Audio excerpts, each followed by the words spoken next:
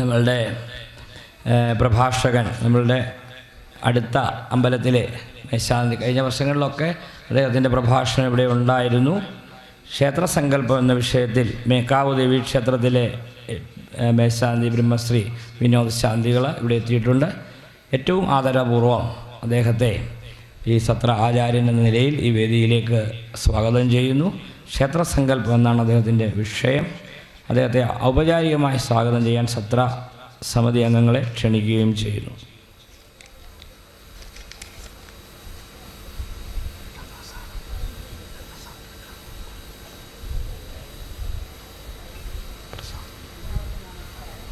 മൈക്കില്ലേ?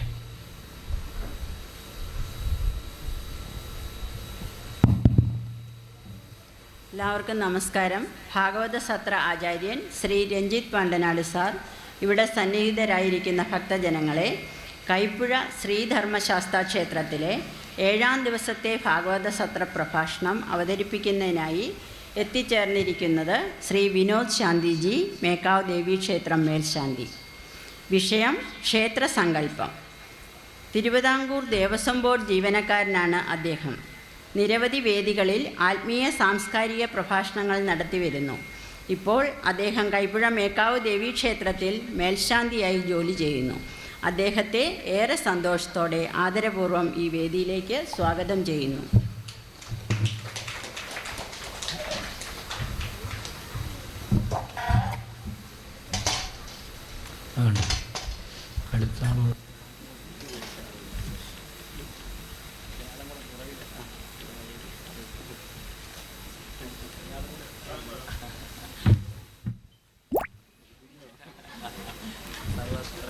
സർവത്ര ഗോവിന്ദനാമ സങ്കീർത്തനം, ഗോവിന്ദ ഗോവിന്ദ.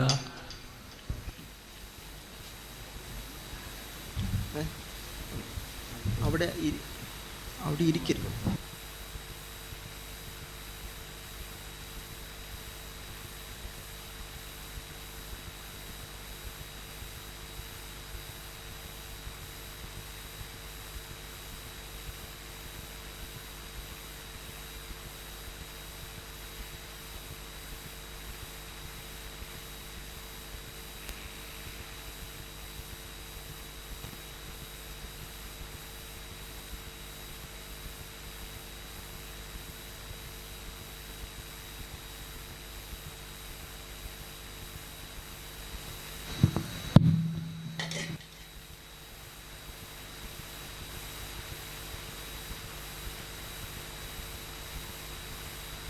പ്രസാദം മേടിക്കാൻ ആരെങ്കിലും ഉണ്ടെങ്കിൽ മേടിച്ചോണം കേട്ടോ, പ്രഭാഷണത്തിന് തടസ്സം ഉണ്ടാക്കാതെ.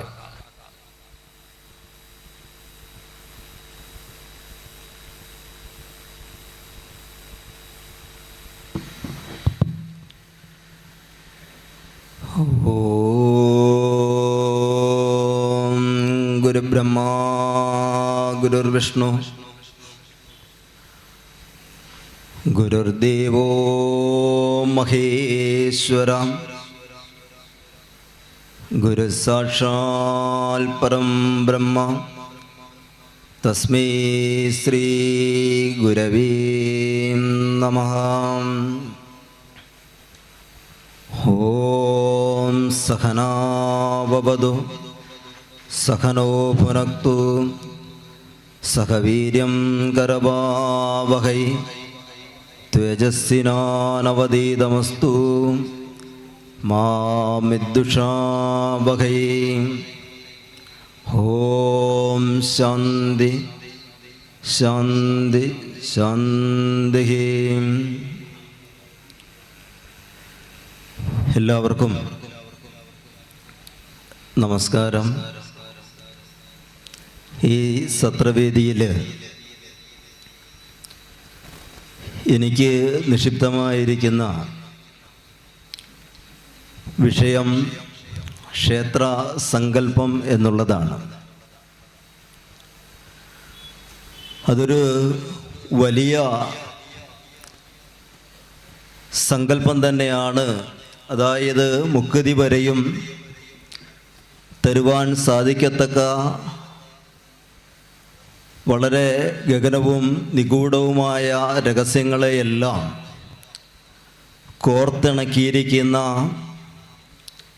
കോർത്തിണക്കിക്കൊണ്ട് മനീഷികൾ ഈ മനുഷ്യർക്കായിട്ട്, അതായത് സഗുണോപാസകരായിരിക്കുന്ന ആളുകൾക്ക് വേണ്ടി തയ്യാറാക്കിയിരിക്കുന്ന ഒരു മഹാസങ്കല്പമാണ് ക്ഷേത്രം എന്നത്. എൻ്റെ അറിവിൻ്റെ പരിധിയിൽ നിന്നുകൊണ്ട് വളരെ ലളിതമായ രീതിയിൽ ആ വിഷയത്തെപ്പറ്റി പറയാമെന്നാണ് ഞാൻ വിചാരിക്കുന്നത്.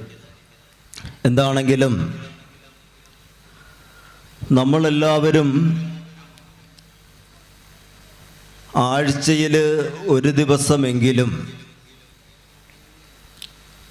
ശീലം കൊണ്ട് ക്ഷേത്രത്തിൽ പോകുന്നവരാണ്.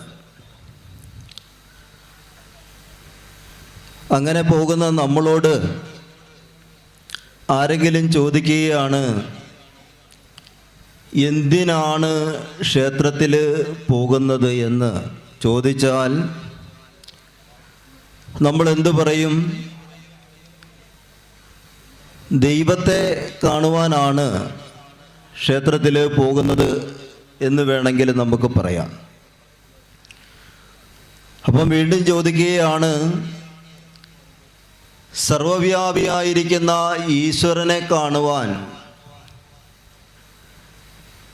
എന്തിനാണ് ക്ഷേത്രത്തിൽ പോകുന്നത് എന്ന് ചോദിച്ചാൽ നമുക്ക് ഉത്തരം മുട്ടും. നമുക്കതിന് ഉത്തരമില്ല. അപ്പോൾ പിന്നെ നമ്മൾ ഒന്നുകൂടെ ആലോചിച്ചിട്ട് പറയും, അത് ഒരു ശീലം കൊണ്ട് ക്ഷേത്രത്തിൽ പോകുന്നു.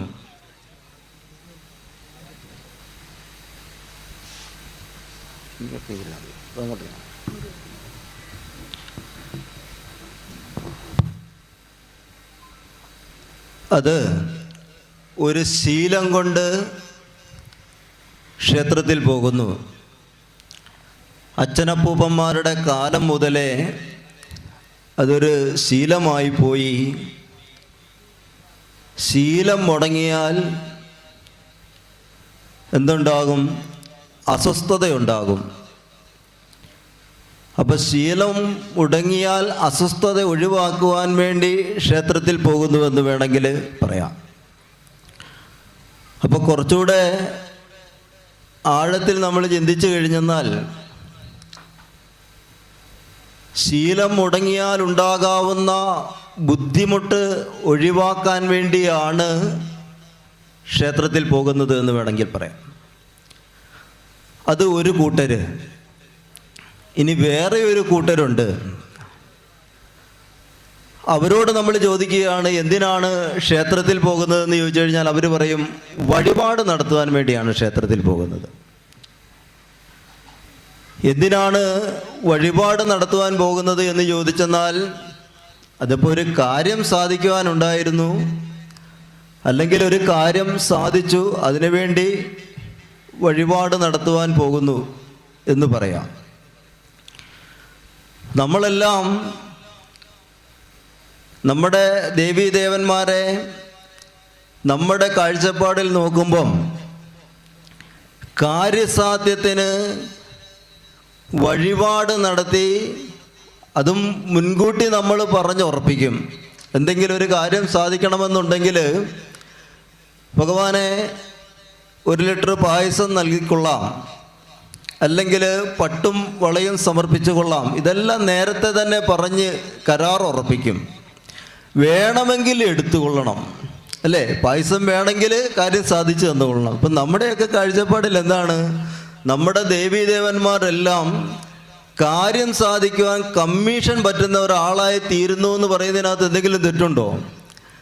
കാര്യം കാണുവാനായിട്ട് കമ്മീഷൻ പറ്റുന്ന ആളെ ഈശ്വരനെ വിളിക്കാൻ പറ്റുമോ നമുക്ക്? അവരെന്നാ നമുക്ക് വിളിക്കാൻ പറ്റുന്നത്? ബ്രോക്കറിനെ വിളിക്കാൻ പറ്റത്തുള്ളൂ, അല്ലേ? അപ്പം നമ്മുടെയൊക്കെ സംസർഗം കൊണ്ട് നമ്മുടെ ദേവീദേവന്മാരൊക്കെ ബ്രോക്കർമാരായി തീർന്നിരിക്കുന്നു എന്ന് വേണമെങ്കിൽ പറയാം. നമുക്ക് കേൾക്കുമ്പോൾ അല്പം ബുദ്ധിമുട്ടൊക്കെ ഉണ്ടാവും. ദല്ലാൾ അയ്യപ്പൻ, ദല്ലാൾ ദുർഗ, അല്ലെ ദല്ലാള് ശിവൻ, ശരിക്കും പറഞ്ഞാൽ കേൾക്കുമ്പോൾ നമുക്ക് അല്പം ബുദ്ധിമുട്ടുണ്ടായാലും സംഭവം അതല്ലേ. നമ്മുടെ കാഴ്ചപ്പാടിൽ നോക്കുമ്പം വഴിപാട് നടത്തുവാൻ വേണ്ടിയിട്ട് കമ്മീഷൻ പറ്റുന്ന ഒരാളാക്കി മാറ്റി നമ്മുടെ ദേവീദേവന്മാരെയെല്ലാം. എന്താണല്ലോ അതോടെ നിൽക്കട്ടെ. വഴിപാട് നടത്തി കഴിഞ്ഞു കഴിഞ്ഞാൽ നമുക്കെല്ലാവർക്കും വ്യത്യസ്തമായ കാര്യസാധ്യത്തിന് വേണ്ടിയായിരിക്കും വഴിപാട് നടത്തുക. അങ്ങനെ വ്യത്യസ്തമായ വഴിപാടുകളാണ് നമ്മൾ നടത്തുക. അപ്പോൾ അങ്ങനെ നമ്മൾ നടത്തുന്ന വഴിപാട് കൊണ്ട് നമ്മുടെ കാര്യം സാധിച്ചു കഴിഞ്ഞു കഴിഞ്ഞാൽ, വ്യത്യസ്തമായ കാര്യങ്ങൾ സാധിച്ചു കഴിഞ്ഞു കഴിഞ്ഞാൽ നമുക്കെല്ലാവർക്കും ഉണ്ടാകുന്നത് ഒരനുഭവമായിരിക്കും. അതെന്താണ്? ആ സുഖത്തിൻ്റേതായിരിക്കും ആ അനുഭവം, അല്ലേ? വഴിപാട് നടത്തിയിട്ട് കാര്യം സാധിച്ചു കഴിഞ്ഞാൽ ആരെങ്കിലും ദുഃഖിച്ചിരിക്കുന്നത് നമ്മൾ കാണാറുണ്ടോ? ഒരാളിങ്ങനെ അവിടെ ആകപ്പാടെ ദുഃഖിതനായിട്ടിരിക്കുന്നു. അദ്ദേഹത്തിനോട് ചെന്ന് ചോദിക്കുക, എന്താണ് ദുഃഖിച്ചിരിക്കുന്നതെന്ന് ചോദിച്ചു കഴിഞ്ഞാൽ, ഞാൻ ഒരു കാര്യം സാധിക്കുവാൻ വേണ്ടി ഒരു വഴിപാട് നടത്തി, ആ വഴിപാടിലൂടെ കാര്യമൊക്കെ സാധിച്ച് അതിൻ്റെ ദുഃഖത്തിലിരിക്കുന്നതായിട്ട് നമ്മളാരെയും കാണാറില്ല, അല്ലേ? വഴിപാട് നടത്തി കാര്യം സാധിച്ചു കഴിഞ്ഞു കഴിഞ്ഞാൽ സന്തോഷമുണ്ടാകും. അത് ആ സന്തോഷം കൊണ്ടുണ്ടാകുന്ന എന്താണ്? സുഖം ഭവിക്കുകയായി. അപ്പം നമുക്ക് ഒരു കൂട്ടര് അസ്വസ്ഥത ഒഴിവാകുവാൻ വേണ്ടി ക്ഷേത്രത്തിൽ പോകുന്നു, മറ്റൊരു കൂട്ടര് സുഖം കൈവരുത്തുവാൻ വേണ്ടി അല്ലെ കാര്യം സാധിക്കുവാൻ വേണ്ടി ക്ഷേത്രത്തിൽ പോകുന്നു എന്ന് പറയാം. അപ്പം സുഖവും സന്തോഷവും സ്വസ്ഥതയുമെല്ലാം പര്യായവാചികളാണ്, അല്ലേ? സുഖമുണ്ടെങ്കിൽ സന്തോഷം ഉണ്ടാകുകയുള്ളൂ, സന്തോഷമുണ്ടെങ്കിൽ സ്വസ്ഥത കൈവരുള്ളൂ. അപ്പം നമ്മൾ നോക്കിക്കഴിഞ്ഞാൽ എന്താണ്? സുഖത്തിന് വേണ്ടിയാണ് ക്ഷേത്രത്തെ ആശ്രയിക്കുന്നത്. എന്തിനു വേണ്ടിയിട്ടാണ്? സുഖത്തിന് വേണ്ടിയാണ് ക്ഷേത്രത്തെ ആശ്രയിക്കുന്നത്. നമ്മൾ ആരും തന്നെ ഒരു ക്ഷേത്രത്തിലും പോയിട്ട് പറയാറില്ല, അല്ലയോ ഭഗവാനെ, എൻ്റെ ആവശ്യമായിരിക്കുന്ന കാര്യം സാധിച്ചു തന്നാൽ. ആദ്യം നമ്മൾ ഈ വഴിപാടുകളൊക്കെ നടത്തുമ്പോൾ ഉണ്ടാകുന്ന ഒരു പ്രത്യേകത വളരെ ശ്രദ്ധിക്കേണ്ടതാണ്. കാരണം നമ്മൾ പറഞ്ഞ് ഉറപ്പിച്ചിട്ടായിരിക്കും കാര്യങ്ങൾ ചെയ്യുന്നത്, അല്ലെങ്കിൽ കാര്യം സാധിച്ചു കഴിഞ്ഞിട്ടായിരിക്കും അതങ്ങ് ചെയ്തു കൊടുക്കുക. അപ്പം നമ്മളാരും പ്രാർത്ഥിക്കാറില്ല, ഭഗവാനെ എൻ്റെ കാര്യം സാധിച്ചു കഴിഞ്ഞെന്നാൽ അവിടത്തേക്ക് വേണ്ടുന്നത് എന്താണോ അത് ഞാൻ സാധിച്ചു തന്നുകൊള്ളാം എന്ന് ഒരു ഭക്തശിരോമണികളും പ്രാർത്ഥിക്കാറില്ല, അല്ലേ? കാരണം എന്നാ, അവിടുന്ന് എന്താ ചോദിക്കണേന്ന് നമുക്കറിയാൻ പറ്റത്തില്ല. അപ്പം നമ്മൾ എല്ലാം നേരത്തെ തന്നെ എല്ലാം തിട്ടപ്പെടുത്തി ഉറപ്പിച്ചതിന് ശേഷം, കരാർ ഉറപ്പിച്ചതിന് ശേഷമായിരിക്കും കാര്യങ്ങളെല്ലാം നമ്മൾ ചെയ്തു വരിക. അപ്പം എന്താണെങ്കിലും ഈ ക്ഷേത്ര ദർശനത്തിലൂടെ സഞ്ജാതമാകുന്നത് എന്താണ്? സുഖമാണ്. അപ്പോൾ എത്ര വിധത്തിലുള്ള സുഖമുണ്ട്. നമ്മുടെയൊക്കെ സുഖത്തിനൊരു പ്രത്യേകതയുണ്ട്, അല്ലേ? താൽക്കാലികമായിരിക്കും. നമ്മളിൽ വരുന്ന സുഖം കുറച്ച് നാളത്തേക്ക് നമ്മുടെ കൂടെ നിൽക്കും, അല്ലെങ്കിൽ ആ സുഖം തരുന്ന വസ്തു എത്ര നാളുണ്ടോ അത്രയും നാളത്തേക്ക് ആ സുഖം നിൽക്കും. ആ വസ്തു ഇല്ലാതായി കഴിയുമ്പം, അല്ലെങ്കിൽ ആ വസ്തു പഴയതായി തീരുമ്പോൾ എന്ത് ചെയ്യും? നമുക്ക് ലഭിച്ചിരിക്കുന്ന സുഖവും നഷ്ടപ്പെടും. അപ്പം ആ സുഖം എന്താണ്? അസ്ഥിരമായിരിക്കുന്ന സുഖമാണ്, അല്ലേ? അപ്പം സുഖത്തിന് നമുക്ക് സ്ഥിരതയില്ല. സുഖം സ്ഥിരമല്ലാത്തപ്പോൾ എന്ത് വരും? വീണ്ടും വീണ്ടും നമുക്ക് ആഗ്രഹങ്ങളുണ്ടാകും. ആഗ്രഹങ്ങൾക്ക് വേണ്ടി വീണ്ടും വീണ്ടും നമ്മൾ ആഗ്രഹങ്ങൾക്ക് വേണ്ടി പ്രയത്നിക്കുന്ന ഒരു അവസ്ഥയുണ്ടാകും, സുഖമായ സ്ഥിരത്തെ നമുക്ക് കാക്ഷിക്കുവാൻ സാധിച്ചില്ലെങ്കിൽ. അപ്പം അങ്ങനെ ലഭിക്കുന്ന അസ്ഥിരമായിരിക്കുന്ന സുഖവുമായി വീണ്ടും നമ്മൾ അങ്ങനെ മുന്നോട്ട് പോകുമെന്ന് നമ്മുടെ മനസ്സിലൊരു ആശയമുണ്ടാകുകയാണ്. ഒരു ആഗ്രഹം ജനിക്കുകയും, ഒരു വലിയൊരു ആഗ്രഹം ജനിക്കുകയും, ആ ഒരു വലിയ ആഗ്രഹത്തിന് വേണ്ടി നമ്മൾ പ്രയത്നിക്കുകയും ചെയ്ത്, ആ പ്രയത്നിച്ചതിൻ്റെ ഫലമായിട്ട് നമുക്ക് ലഭിക്കുന്ന സുഖം, ആ സുഖം ഒരിക്കലും നഷ്ടപ്പെടുകയുമില്ല. അത് പഴയതാകുന്നുമില്ല എങ്കിൽ വീണ്ടും നമുക്ക് ആഗ്രഹങ്ങളുണ്ടാവുമോ? വീണ്ടും വീണ്ടും നമുക്ക് പിന്നെ ആഗ്രഹങ്ങൾ ഉണ്ടാവുകയില്ല. ഒരാഗ്രഹം വീണ്ടും വീണ്ടും ആഗ്രഹങ്ങളെ ജനിപ്പിക്കുകയും, ഇത് നമുക്ക് സ്ഥിരമായിരിക്കുന്ന ആഗ്രഹം നമ്മളെ വീണ്ടും വീണ്ടും ആഗ്രഹങ്ങളെ ജനിപ്പിക്കാത്തതുമായിരിക്കുന്ന വലിയൊരു സുഖം. അപ്പം ചെറിയ ചെറിയ ആഗ്രഹങ്ങളുമായിട്ട് മുന്നോട്ട് നീങ്ങുമ്പോൾ ഉണ്ടാകുന്ന ചെറിയ സുഖവും, നമ്മുടെ പ്രയത്നം കൊണ്ട് സ്ഥിരമായിരിക്കുന്ന ഒരു വലിയ സുഖവും. അപ്പം വലിയ സുഖത്തിനെ എന്ത് വിളിച്ച്? ആ വലിയ സുഖത്തിനെ നമ്മുടെ മഹർഷീശ്വരന്മാർ പറഞ്ഞു മോക്ഷം എന്ന് പറഞ്ഞു. മറ്റേത് കാമം. അതായത് അസ്ഥിരമായിരിക്കുന്ന സുഖം എന്ന് പറയുന്നത് കാമമാണ്, വീണ്ടും വീണ്ടും ആഗ്രഹങ്ങളെ ജനിപ്പിക്കും. സ്ഥിരമായിരിക്കുന്നത് എന്താണ്? മോക്ഷമാണ്. ആ മോക്ഷമായിരിക്കുന്ന ഒരവസ്ഥയെ പ്രാപിച്ചു കഴിഞ്ഞാൽ വീണ്ടും ആഗ്രഹങ്ങൾ ജനിക്കുന്നില്ല. ആഗ്രഹങ്ങളെ ഇല്ലാതാക്കുന്ന ഒരാഗ്രഹം അല്ലേ? ആ ആഗ്രഹം കൊണ്ട് വീണ്ടും നമുക്കൊരാഗ്രഹങ്ങൾക്ക് വേണ്ടി പിന്നെ നമ്മൾ തയ്യാറാകുന്നില്ല. അപ്പോൾ പിന്നെ ആഗ്രഹങ്ങളെ ഇല്ലാതാക്കുന്ന ഒരാഗ്രഹം വീണ്ടും വീണ്ടും ആഗ്രഹങ്ങളെ ജനിപ്പിക്കുന്ന ഒരാഗ്രഹം. അപ്പം വീണ്ടും വീണ്ടും ആഗ്രഹങ്ങൾ ഉണ്ടാകുന്നതാണ് നല്ലതെന്ന് ചിന്തിച്ചുകൊണ്ട് ഈ ലോകത്തിൽ ജീവിക്കുകയും അസ്ഥിരമായിരിക്കുന്ന അവസ്ഥയിൽ നിന്നും സ്ഥിരമായിരിക്കുന്ന ആഗ്രഹമാണ് ഉണ്ടാകേണ്ടതെന്നും പറഞ്ഞ് ലോകം വെടിയുന്ന ഒരു കൂട്ടരും.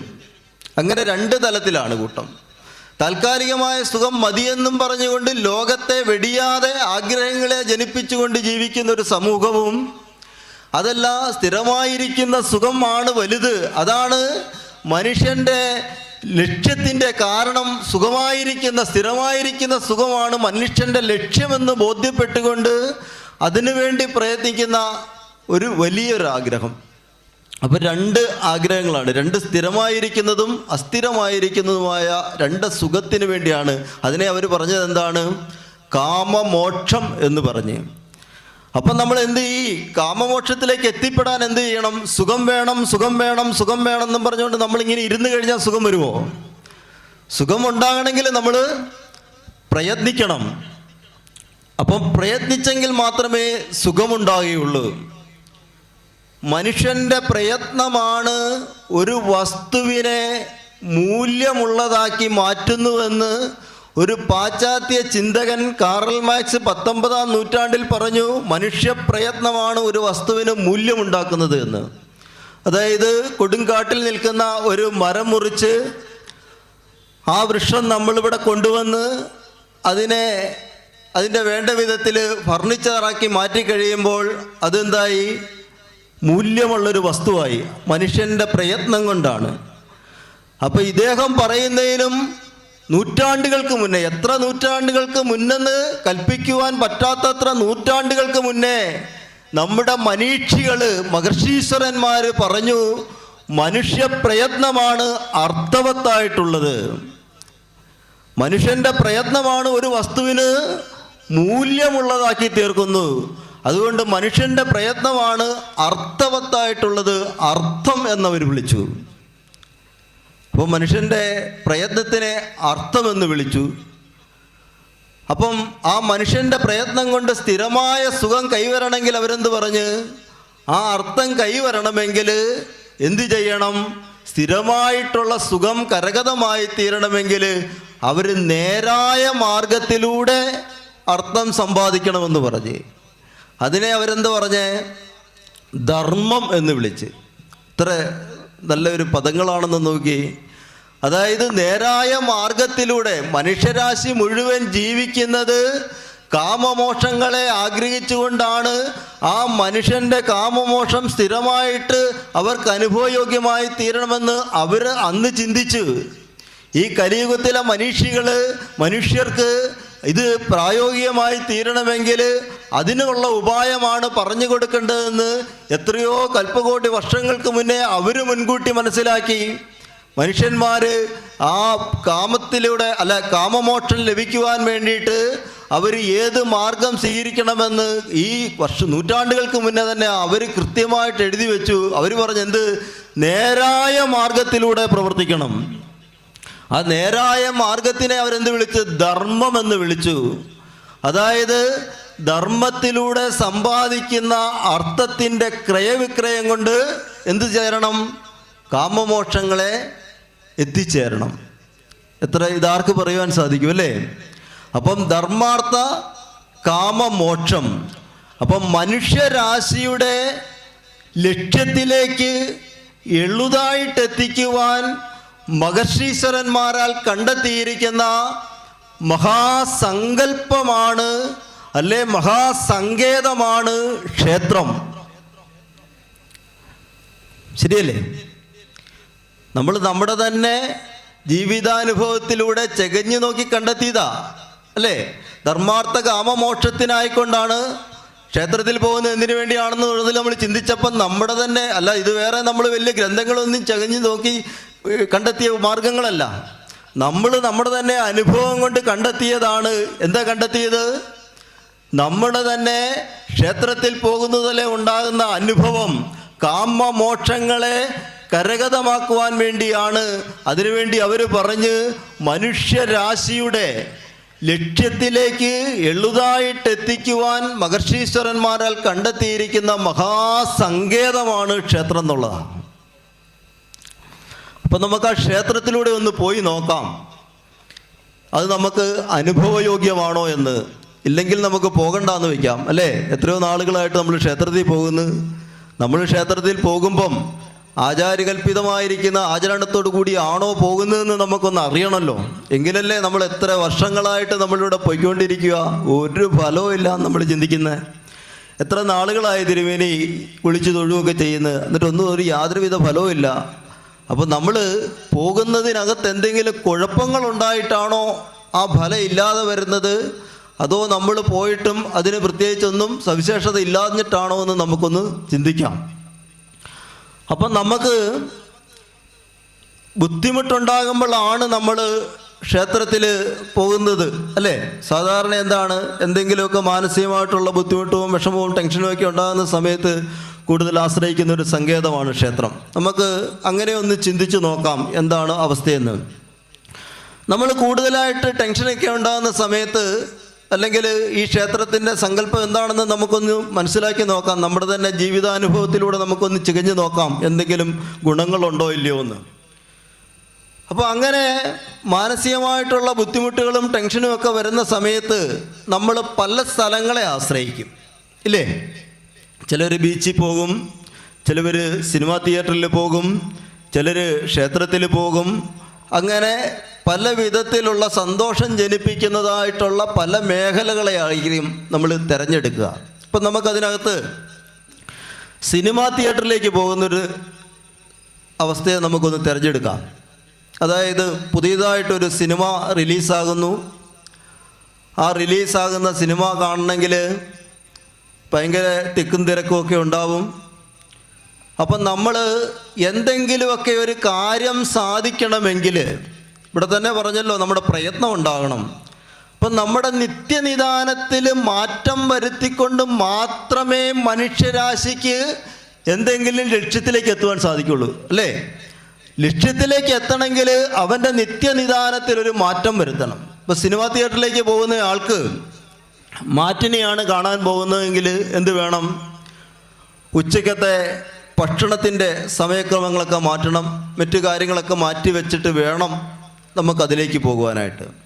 ഇനിയിപ്പോൾ സ്ഥിരമായിട്ട് ജോലിക്ക് പോകുന്ന ആളുകൾക്ക് ഈ അവധി ഉള്ള ദിവസം വേറൊരു രീതിയായിരിക്കും, അല്ലാത്ത ദിവസങ്ങളിലെല്ലാം വേറൊരു സ്ഥിരമായ രീതിയായിരിക്കും. അപ്പം നമ്മൾ മറ്റെന്തെങ്കിലും വിഷയങ്ങളിലേക്ക് നമ്മൾ കടന്നു ചെല്ലണമെങ്കിൽ നമ്മുടെ ജീവിതത്തിൽ നമ്മൾ ചില മാറ്റങ്ങൾ വരുത്തണം. ആ മാറ്റങ്ങൾ വരുത്തിക്കൊണ്ട് മാത്രമേ ലക്ഷ്യത്തിലേക്ക് നമുക്ക് എത്തിച്ചേരുവാൻ സാധിക്കുകയുള്ളൂ. അപ്പോൾ സിനിമാ തിയേറ്ററിലേക്ക് തന്നെ പോകുവാനായിട്ട് തീരുമാനിച്ച് ആ മാറ്റിനിയുടെ സമയമായതുകൊണ്ട് ആ വേണ്ടുന്നതായിട്ടുള്ള കാര്യങ്ങളെല്ലാം മാറ്റി, അതിനെ അവർ പറഞ്ഞത് എന്താണെന്നറിയാവോ? ആചാര അനുഷ്ഠാനത്തോടു കൂടിയേ പറ്റത്തുള്ളൂ. നമുക്ക് ഈ ആചാരവും അനുഷ്ഠാനവും എന്ന് പറയുമ്പോഴത്തേനും ക്ഷേത്രവുമായിട്ട് മാത്രം ബന്ധപ്പെട്ടിരിക്കുന്നതെന്നുള്ള ആചാരാനുഷ്ഠാനം എന്ന് പറഞ്ഞു കഴിഞ്ഞാൽ നമ്മൾ ആചരിക്കുന്നത് അല്ലെ അനുഷ്ഠിക്കുന്നത്, അത് ഏത് കാര്യത്തിന് വേണ്ടി, ഏത് ഡിസിപ്ലിനും അത് ആവശ്യമാണ്. അല്ലാതെ ക്ഷേത്രത്തിൻ്റെ ഡിസിപ്ലിന് മാത്രമല്ല ആചാരാനുഷ്ഠാനവും. നമ്മുടെ നിത്യനിദാനത്തിൽ വരുന്ന ഏതൊരു ഡിസിപ്ലിനും ഈ ആചാരാനുഷ്ഠാനങ്ങൾ നമ്മൾ കാര്യം സാധിക്കണമെങ്കിൽ അതിനെപ്പറ്റി ചിന്തിക്കുന്നതിന് വേണ്ടി വരത്തില്ല.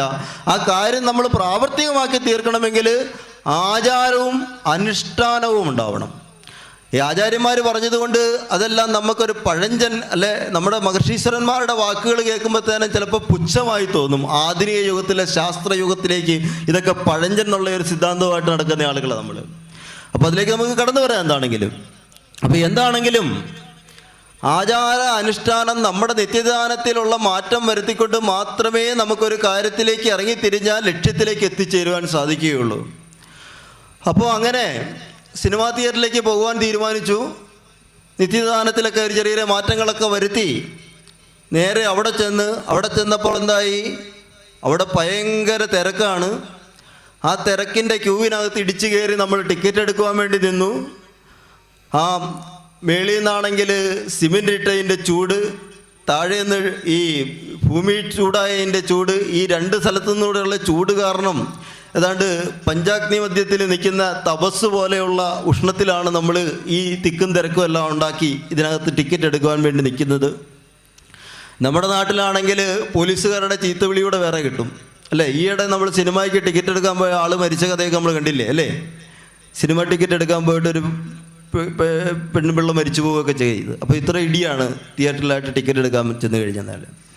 അപ്പോൾ എന്താണെങ്കിലും ഈ എല്ലാം സഹിച്ച് നമുക്ക് നമ്മുടെ ലക്ഷ്യമാണല്ലോ, ലക്ഷ്യത്തിന് വേണ്ടിയിട്ട് നമ്മൾ പ്രയത്നിക്കുക. ആ പ്രയത്നം എന്ന് പറയുന്നത് നേരായ മാർഗത്തിലൂടെ നമ്മൾ പ്രയത്നിക്കണം, നമ്മുടെ ആചാര്യന്മാർ പറഞ്ഞു വെച്ചിരിക്കുക. അപ്പം ഈ പ്രയത്നം കൊണ്ട് നമ്മുടെ ലക്ഷ്യം എന്താണ്? ടിക്കറ്റ് കിട്ടി സിനിമ കാണണം. അങ്ങനെ നമ്മൾ ഇടിച്ചിടിച്ച് കുറേ അങ്ങ് ചെന്ന് കഴിഞ്ഞപ്പോഴത്തേനും വീണ്ടും നമ്മൾ പെരുവിരലായിട്ട് പൊന്തി നിന്ന് നോക്കും, ടിക്കറ്റ് തീരല്ലേ, ആർക്ക് കിട്ടിയില്ലെങ്കിലും എനിക്കൊരു ടിക്കറ്റെങ്കിലും കിട്ടണമേ എന്ന് പറഞ്ഞുകൊണ്ടായിരിക്കും നമ്മൾ അങ്ങോട്ട് ചെല്ലുക. വീണ്ടും നമ്മൾ അങ്ങനെ കുറച്ചുകൂടെ മുന്നോട്ട് ചെന്ന് കഴിഞ്ഞപ്പോൾ ആദ്യം മൂത്തിട്ട് നമ്മൾ എന്ത് പറയും? എൻ്റെ ഭഗവാനെ അല്ലേ, ഒരു പായസം വേണമെങ്കിൽ നേർന്നേക്കും, എനിക്കൊരു ടിക്കറ്റ് കിട്ടണേ, ആർക്ക് കിട്ടിയില്ലേലും വേണ്ടില്ല, എനിക്കൊരു ടിക്കറ്റ് കിട്ടിയേക്കണേ, ഞാനൊരു പായസം നേർന്നേക്കാം. അത് പായസത്തിൽ കൊതിമൂർത്ത ഭഗവാന്റെ അനുഗ്രഹം കൊണ്ട് ടിക്കറ്റ് കിട്ടി. പക്ഷേ പായസം നടത്തുക എന്നുള്ളതൊക്കെ ചിലപ്പോൾ മറന്നു പോയേക്കും, നടത്തിയൊന്നും വരത്തില്ല. എന്താണെങ്കിലും ആ ടിക്കറ്റ് എടുത്തുകൊണ്ട് പോയി സിനിമ കണ്ടു. ആ സിനിമ കണ്ടിട്ട് നേരെ പുറത്തേക്ക് ഇറങ്ങി. അതൊരു ചിത്രം അവിടെ നിൽക്കട്ടെ.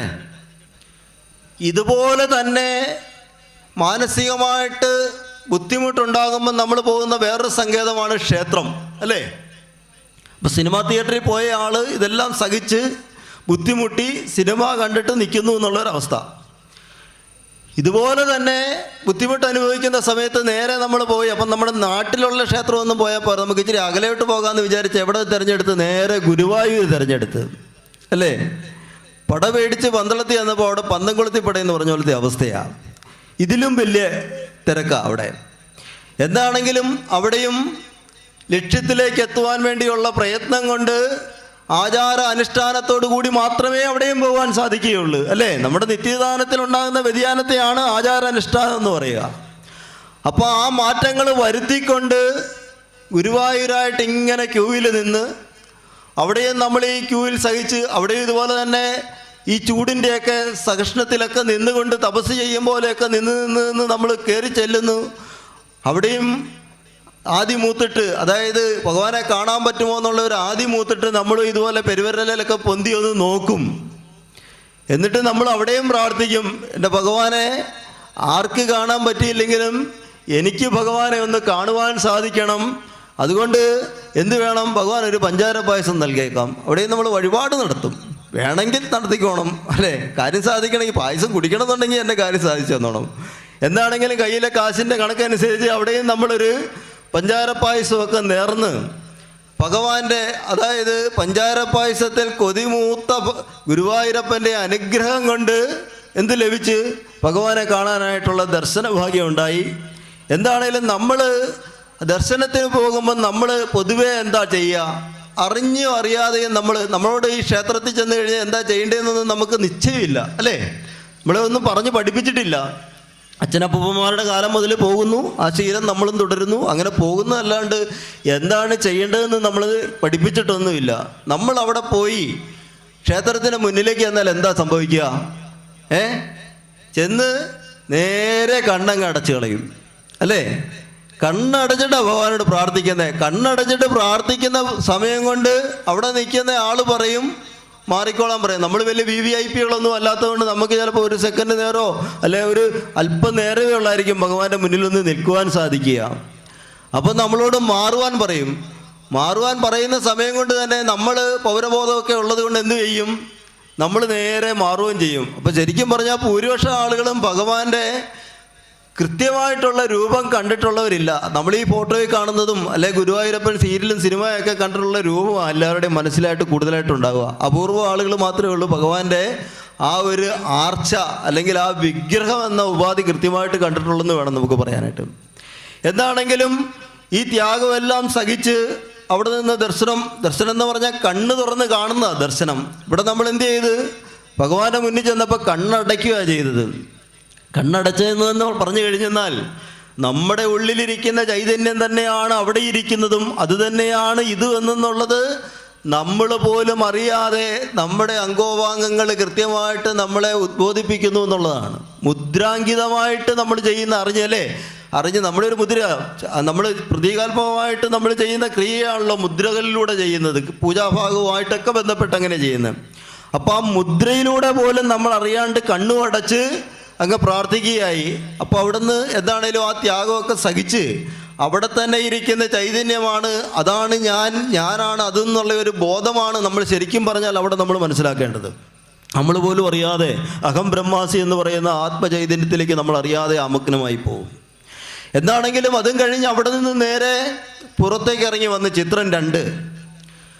അപ്പോൾ ഈ 2 കൂട്ടരോടും ഒരു ചാനലുകാരൻ വന്നിട്ട്, ഒരു ഇൻ്റർവ്യൂ നടത്തുന്ന ചാനലുകാരൻ വന്നിട്ട് ചോദിക്കുകയാണ് ചിത്രം 1 സിനിമ കാണുവാൻ പോയ ആളോട് സിനിമയെപ്പറ്റി ഒരു അഭിപ്രായമൊക്കെ ചോദിക്കും. അപ്പോൾ സിനിമയെപ്പറ്റി യാതൊന്നും അറിയാൻ മേലെങ്കിലും വലിയൊരു നിരൂപണം അടിക്കും. മലയാളികളുടെ മാത്രം ഒരു പ്രത്യേകത, ഒന്നും അറിയത്തില്ല എന്ന് പറയത്തില്ല. എന്ത് ചോദിച്ചാലും കൊള്ളാം, കുഴപ്പമില്ലായിരുന്നു, അല്ലെങ്കിൽ അതിനെപ്പറ്റി ഒരു നിരൂപണം അടിക്കും. പാട്ട് ഒക്കെ അല്പം കൂടിയൊക്കെ ആകായിരുന്നു, അല്ലെങ്കിൽ ആ കഥ ഇങ്ങനെ ആകായിരുന്നു എന്നൊക്കെ പറഞ്ഞ് വലിയ നിരൂപണമൊക്കെ അടിച്ചിട്ട് പറയും കുഴപ്പമില്ലായിരുന്നു, അല്ല തരക്കേടില്ലായിരുന്നു, അല്ലെങ്കിൽ അറിയില്ല, അല്ലെങ്കിൽ കൊള്ളത്തില്ല എന്ന് തീർത്ത് പറയത്തില്ല. തരക്കേടില്ല, കുഴപ്പമില്ലായിരുന്നു, ഇതൊക്കെയാണ് നമ്മുടെ ഒരു രീതി. അപ്പോൾ എന്താണേലും തരക്കേടില്ല എന്ന് പറഞ്ഞു കഴിഞ്ഞപ്പം ആ ഇൻ്റർവ്യൂകാരൻ അദ്ദേഹത്തിനോട് ചോദിച്ചു, ഇതുപോലെ ഈ ബുദ്ധിമുട്ടുകളെല്ലാം സഹിച്ച് ഒരിക്കൽ കൂടി ഈ സിനിമ കാണുവാൻ തരമായെന്നാൽ കാണുവാൻ നിങ്ങൾ തയ്യാറാകുമോ എന്ന് ചോദിക്കും. അപ്പോൾ എന്തു പറയും? അത് ടി വിയിലോ ഇപ്പോഴത്തെ സംവിധാനം അനുസരിച്ച് മൊബൈലിലോ ഒക്കെ വേണമെങ്കിൽ വന്ന് വരുമ്പോഴത്തേനും കണ്ടുകൊള്ളാം, അല്ല CD ഒക്കെ എടുത്തിട്ട് കണ്ടുകൊള്ളാം എന്നുള്ളൊരു അഭിപ്രായം പറയും. ഇനി നമുക്ക് ചിത്രം 2 ഗുരുവായൂർ അമ്പലത്തിലേക്ക് പോയിരിക്കുന്ന ആളോട് ഇതേ ചോദ്യം തന്നെ ചോദിക്കുകയാണ്, എങ്ങനെയുണ്ടായിരുന്നു ദർശനം? കണ്ണടച്ചിട്ടാണ് കണ്ടത്, ദർശനം എന്ന് പറഞ്ഞാൽ കണ്ണ് തുറന്നാണ്, അപ്പോൾ ഗംഭീരമായിരുന്നു. എന്നിട്ട് ചോദിക്കും, ഈ ബുദ്ധിമുട്ടും അല്ലേ, എത്രമാത്രം ബുദ്ധിമുട്ടും ത്യാഗവും സഹിച്ചുകൊണ്ടാണ് നമുക്കവിടെ ചെന്നതെന്നറിയാം. അപ്പോൾ ഈ ബുദ്ധിമുട്ടൊക്കെ അനുഭവിച്ച് ഇനി ഒരിക്കൽ കൂടി വരുവാൻ തരായെന്നാൽ വരുമോ എന്ന് ചോദിച്ചു കഴിഞ്ഞാൽ നമ്മൾ എന്ത് മറുപടി പറയും? എന്താ പറയുക? ഇതല്ല, ഇതിലും കൂടുതൽ ബുദ്ധിമുട്ട് അനുഭവിച്ചുകൊണ്ട് ഒരു പ്രാവശ്യമല്ല 1000 പ്രാവശ്യമെങ്കിലും അവിടത്തേക്ക് എത്തിച്ചേരുവാൻ സാധിക്കണമേ ഭഗവാനെ എന്ന് പ്രാർത്ഥിക്കുമെന്നല്ലേ പറയുക, അല്ലേ? അങ്ങനെയല്ലേ ചെയ്യുക? ഇതല്ല, ഇതിലും വലിയ ബുദ്ധിമുട്ട് വന്നാലും ഇതിൽ ഒരു പ്രാവശ്യമല്ല 1000 പ്രാവശ്യമെങ്കിലും ആ പാതാരബിന്ദങ്ങളിലേക്ക് അഭയം പ്രാപിക്കുവാനായിട്ടുള്ള അനുഗ്രഹം ഉണ്ടാകണമേ ഭഗവാനെ എന്ന് പ്രാർത്ഥിക്കും നമ്മൾ, അല്ലേ? അപ്പം 2 സ്ഥലങ്ങളിലും പോയപ്പോൾ 2 വ്യത്യസ്തമായ അനുഭവമാണ് ഉണ്ടായത്. സുഖം ലഭിക്കുവാൻ വേണ്ടിയിട്ട് അല്ലെ നമ്മുടെ ബുദ്ധിമുട്ട് മാറുവാൻ പോയ 2 സ്ഥലമാണ്. അപ്പോൾ തിയേറ്റർ ഉണ്ടാക്കിയതും ഈ പറഞ്ഞ പോലെ കല്ലും മരങ്ങളും സിമെൻറ്റും ഒക്കെ വെച്ച് തന്നെ ഉണ്ടാക്കിയതാണ്. അതുപോലെ തന്നെ കല്ലും മരവും അല്ലേ സിമെൻറ്റും മണ്ണും ഒക്കെ തന്നെ ചേർത്താണ് ഈ 2 സ്ഥലവും നിർമ്മിച്ചിരിക്കുന്നത്. അപ്പോൾ ഈ 2 സ്ഥലത്തിലും പോയപ്പം 2 തലത്തിലുള്ള അനുഭവമാണ് ഉണ്ടായത്. ഒരു സ്ഥലത്ത് നമ്മൾ ത്യാഗം അനുഭവിച്ച് പോയി വീണ്ടും അത് കാണുവാൻ വേണ്ടി അങ്ങോട്ട് പോകണമെന്ന് ചോദിച്ചു കഴിഞ്ഞാൽ അതിന് താല്പര്യമില്ല, ആ ബുദ്ധിമുട്ട് സഹിക്കാനായിട്ട് താല്പര്യം. അതേസമയം അതിലും വലിയ ബുദ്ധിമുട്ട് അനുഭവിച്ച് നമ്മൾ ക്ഷേത്രത്തിലേക്ക് പോയപ്പോൾ എന്താ പറഞ്ഞേ? ഇതിലും ബുദ്ധിമുട്ടോടുകൂടി ഇനിയും ഇവിടത്തേക്കൊന്ന് വരുവാൻ സാധിക്കണം എൻ്റെ ഭഗവാനെ എന്ന് പ്രാർത്ഥിച്ച സമൂഹമാണ് നമ്മൾ. അപ്പം എന്താണ് അതിനകത്തുണ്ടായിരിക്കുന്നത് എന്നുള്ളതാണ് നമ്മൾ മനസ്സിലാക്കട്ടെ, അല്ലേ? 2 ഈ കല്ലും മണ്ണും ഒക്കെ കെട്ടി അതുപോലെ തന്നെ നിർമ്മിച്ചതാണ്. അപ്പോൾ ഇതിന് 2ലും എന്താണ് വ്യത്യാസം? അതാണ് നമ്മളവിടെ ചിന്തിക്കേണ്ടത്. അപ്പം നമ്മുടെ മഹർഷീശ്വരന്മാർ കണ്ടിരിക്കുന്ന ഉപാധിക്കകത്ത് എന്തെങ്കിലും ഇല്ലാതെ അവർ അത് ചെയ്യത്തില്ല. അപ്പോൾ എന്താണെങ്കിലും നമുക്ക് ആ ക്ഷേത്രത്തിന് എന്തെങ്കിലും പ്രത്യേകതയുണ്ടോ, അല്ലെങ്കിൽ നമ്മളെ വീണ്ടും വീണ്ടും അതിലേക്ക് എത്തിപ്പെടുവാൻ വേണ്ടിയിട്ട് നമ്മളെ കൂടുതൽ പ്രചോദനമുളവാക്കുന്നത് എന്തെങ്കിലും ഉണ്ടോ എന്നൊന്ന് നമുക്ക് ചിന്തിക്കാം. നമ്മുടെ ഈ ഭൂമിയിൽ ആകമാനം ഒരു കാന്തികോർജം ഉണ്ടെന്നുള്ളത് നമുക്കെല്ലാവർക്കും അറിയാം, അല്ലേ? ഭൂമിയുടെ മേളിൽ മുഴുവൻ പരന്നു കിടക്കുന്ന ഒരു കാന്തികോർജമാണെന്ന് നമുക്കെല്ലാവർക്കും അറിയാം. അപ്പം മഹർഷീശ്വരന്മാർ ഈ കാന്തികോർജത്തെ പ്രത്യേകം തളം കെട്ടി അതിനെ ആധ്യാത്മികവൽക്കരിച്ച് കഴിഞ്ഞെന്നാൽ അത് മനുഷ്യരാശിയുടെ മോക്ഷത്തിന് കാരണമായി തീരുമെന്ന് അവർ കണ്ടെത്തി, അല്ലേ? തിയേറ്ററിലായിട്ട് ഇത് പറ്റുന്നില്ലല്ലോ. അപ്പം വേണമെങ്കിൽ ചോദിക്കാം, ഞങ്ങൾ തിയേറ്റർ എവിടെ വേണമെങ്കിലും പണിയും, ക്ഷേത്രം അതുപോലെ എവിടെയെങ്കിലും പണിയുവാൻ സാധിക്കുമോ? അപ്പോൾ പറയും നമുക്കത് പറ്റത്തില്ല. ക്ഷേത്രം പണിയണമെങ്കിൽ അതിന് ആ കാന്തികോർജം മനുഷ്യനെ എത്രമാത്രം സ്വാധീനിക്കുന്നു, അതിനെ ആധ്യാത്മികവൽക്കരിച്ച് കഴിഞ്ഞെന്നാൽ ആ ആധ്യാത്മികമായിട്ടുള്ള സുഖം അതിൽ ലഭിക്കുവാൻ പ്രാപ്തമായിരിക്കുന്ന ഭൂമിയെ തിരഞ്ഞെടുക്കണം. അപ്പോൾ നമ്മൾ ചിന്തിക്കാം, സർവ്വവ്യാപിയായിരിക്കുന്ന ഇതിനെ തളം കെട്ടി നിർത്തി നമുക്ക് ആധ്യാത്മികവൽക്കരിക്കാൻ സാധിക്കുമെന്ന് വേണമെങ്കിൽ നമുക്ക് ചിന്തിക്കാം. നമ്മുടെ ഈ ഭൂമിയുടെ അടിയിലായിട്ട് മുഴുവൻ ജലമാണെന്നുള്ളത് നമുക്കറിയാം, അല്ലേ? ഭൂമിയുടെ ഒരു പാർട്ട് കഴിഞ്ഞു കഴിഞ്ഞാൽ മുഴുവൻ പിന്നെ ജലത്തിലായിട്ടാണ് നിൽക്കുന്നതെന്ന് നമുക്കറിയാം, നമ്മൾ പഠിച്ചിട്ടുണ്ട്. അപ്പോൾ നമുക്ക് ഭൂമിക്കടിയിൽ എല്ലായിടത്തും സർവ്വവ്യാപിയായിട്ട് ജലമുണ്ട്. ആ ജലം നമുക്ക് ലഭിക്കണം, അല്ലേ? കുളം കുത്തിയിട്ടും കിണർ കുത്തിയാലും ഒക്കെ നമുക്ക് വെള്ളം കിട്ടും. പക്ഷേ നമുക്ക് മനുഷ്യന് ഉപയോഗപ്രദമായിരിക്കുന്ന ജലം ലഭിക്കണമെങ്കിൽ എവിടെയെങ്കിലും കുത്തിയാൽ മതിയോ? പറ്റുമോ? എവിടെയെങ്കിലും കുത്തുന്ന വെള്ളം നമുക്ക് ഉപയോഗിക്കാൻ പറ്റത്തില്ല. എന്ത് ചെയ്യണം? അതിന് പ്രത്യേകമായിരിക്കുന്ന സ്ഥലങ്ങൾ നിർണയിച്ച് ആ സ്ഥലത്ത് നമ്മൾ കുഴിയെടുത്തെങ്കിൽ മാത്രമേ ആ ജലം മാത്രമേ ശുദ്ധജലമായിട്ട് നമുക്ക് ഉപയോഗിക്കുവാൻ പറ്റുകയുള്ളൂ, അല്ലേ? അപ്പോൾ സർവ്വവ്യാപിയായിരിക്കുന്ന ആ ഒരു ജലത്തിനെ നമ്മളൊരു ഈ സർവ്വവ്യാപിത്വം നഷ്ടപ്പെടുന്നില്ല ഒരു കുഴി കുഴിച്ചുകൊണ്ട്, അല്ലേ? ഒരു കുഴി കുഴിച്ച് അല്ലെ ഒരു കുളം കുഴിച്ച് അല്ലെ ഒരു കിണർ കുഴിച്ച് ആ വെള്ളത്തെ നമ്മൾ സ്വീകരിച്ചുകൊണ്ട് അതിൻ്റെ സർവ്വവ്യാപിത്വം നഷ്ടപ്പെടുന്നില്ല. അപ്പോൾ അതുകൊണ്ട് അതായത് ഇപ്പം നമ്മളിപ്പോൾ ഫാന് കറങ്ങുന്നുണ്ട്, സർവ്വവ്യാപിയായിരിക്കുന്ന വായു ആ ഫാനിൻ്റെ കീഴിൽ അതിൻ്റെ സാന്ദ്രത കൂടുതലായിരിക്കും എന്നും പറഞ്ഞ് അതിൻ്റെ തൊട്ട് പിന്നിലിരിക്കുന്ന ആൾ പറയുമോ ആ ഫാനൊന്ന് നിർത്തിക്കേ, എനിക്ക് ശ്വാസം കിട്ടുന്നില്ലെന്ന് പറയുമോ? അപ്പോൾ സർവ്വവ്യാപിത്വം നഷ്ടപ്പെടാതെ തന്നെ ഉത്തമമായ സ്ഥലത്തേക്ക് ആ കാന്തിക ഊർജത്തെ തളം കെട്ടി നിർത്തുവാൻ സാധിക്കുമെന്ന്. ഇത് സാധിക്കുമെങ്കിൽ അങ്ങനെ ആകാൻ പറ്റാഴികയുണ്ടോ? നമ്മുടെ യുക്തി കൊണ്ട് തന്നെ ചിന്തിച്ചോ. അപ്പം മഹർഷീശ്വരന്മാരുടെ കാഴ്ചപ്പാടുകൾ എത്രമാത്രം തീക്ഷ്ണമായിരുന്നു, ഗഗനമായിരുന്നു എന്ന് നമ്മൾ മനസ്സിലാക്കണം. അപ്പോൾ അവരെന്ത് ചെയ്ത് അതിനു വേണ്ടി അവർ ഒരു സ്ഥപതിയെ, അല്ലേ? ക്ഷേത്രത്തിൻ്റെ സ്ഥപതിയുണ്ട്, സ്ഥാനം നിർണയിക്കുന്ന ആള്. ആ സ്ഥാനം നിർണയിക്കുന്ന ആള് ഭൂമിയുടെ കാന്തികോർജം മനുഷ്യരാശിക്ക് അധ്യാത്മവത്കരിക്കുവാൻ ഉത്തമമാണോ എന്ന് ഭൂപരീക്ഷയിലൂടെ കണ്ടെത്തണം. അതിനാണ് ഭൂപരീക്ഷ നടത്തുക എന്ന് പറയും. അപ്പോൾ ആ സ്ഥപതിയാണ് ഭൂപരീക്ഷ നടത്തുന്നത്. ആ സ്ഥപതി എന്ത് ചെയ്യും? ഇങ്ങനെ നടന്ന് ഭൂമിക്ക് ഉത്തമമായിരിക്കുന്ന സ്ഥലം കണ്ടെത്തും. ആ സ്ഥലം കണ്ടെത്തിയിട്ട് അതിനൊരു പരിധി നിർണയിച്ച് അവിടെയാണ് ക്ഷേത്രം നിർമ്മിക്കുവാൻ ഉത്തമമായ സ്ഥലമെന്ന് ഭൂപരീക്ഷയിലൂടെ കണ്ടെത്തിയിട്ട് എന്തു ചെയ്യും? ആ ആചാര്യനെ ഏൽപ്പിക്കും, അല്ലേ? അവിടെ പിന്നീട് ചെയ്യേണ്ട കാര്യങ്ങൾ തന്ത്രിമുഖമായിട്ടുള്ള കാര്യങ്ങളാണ് ചെയ്യേണ്ടത്. അപ്പോൾ ഒരു ആചാര്യൻ എന്തു ചെയ്യും?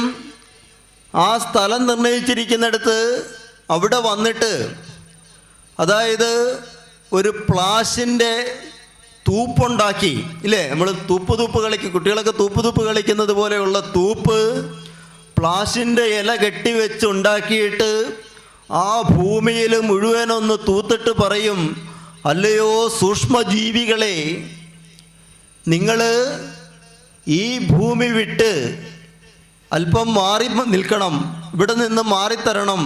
ഇവിടെ അയ്യപ്പസ്വാമിക്ക് വേണ്ടി ഒരു ക്ഷേത്രം, യജമാനന് വേണ്ടി അയ്യപ്പസ്വാമിയുടെ ഒരു ക്ഷേത്രം നിർമ്മിക്കുവാൻ പോവുകയാണ്. അതുകൊണ്ട് അല്ലയോ സൂക്ഷ്മജീവികളെ, നിങ്ങൾ ഇവിടെ നിന്ന് മാറിത്തരണം. എത്ര വലിയ ഉദാത്തമായ കാഴ്ചപ്പാടാണെന്ന് ഓർത്ത് നോക്കി. അല്ലേ? ഇന്നിപ്പം ഏതാണ്ട് 20-ാം നൂറ്റാണ്ടിൻ്റെ പകുതിയോടുകൂടി പാരിസ്ഥിതിക സംരക്ഷണമെന്നും പറഞ്ഞുകൊണ്ടൊരു ശാസ്ത്രജ്ഞന്മാരെല്ലാം കടന്നു വന്നിട്ടുണ്ട്, എൻവോർമെൻറ്റ് സയൻസ് സംവിധാനങ്ങൾ. അപ്പോൾ ഇത് ഉണ്ടാകുന്നതിനും എത്രയോ വർഷങ്ങൾക്ക് മുന്നേ ആചാര്യന്മാർ ഈ സർവ്വ സൂക്ഷ്മജീവികൾ ഉൾപ്പെടെയുള്ള സർവ്വ ജീവജാലങ്ങളും ഈ ഈക്കോസിസ്റ്റത്തിൽ ഒരു ചെയിൻ്റെ വിവിധമായിട്ടുള്ള കണ്ണികളാണെന്ന് മനസ്സിലാക്കി ഒന്നിനെ നഷ്ടപ്പെടുത്തിയാൽ ഇതിൻ്റെ ഈക്കോസിസ്റ്റം നഷ്ടപ്പെടും, ഭൂമിയുടെ താളം തെറ്റും. അതുകൊണ്ട് എത്ര ഉദാത്തമായ ഒരു സങ്കല്പമാണെന്ന് നോക്കിയേ. അവിടെ അടിച്ചു തൂത്തുവാരിയിട്ട് പറയുക, അല്ലയോ സൂക്ഷ്മജീവികളെ, നിങ്ങൾ ഈ ഭൂമി വിട്ട് മാറണം. ഇവിടെ അയ്യപ്പസ്വാമിക്ക് ക്ഷേത്രം നിർമ്മിക്കുവാനായിട്ട് ഈ ഭൂമിയെ തെരഞ്ഞെടുത്തിരിക്കുക.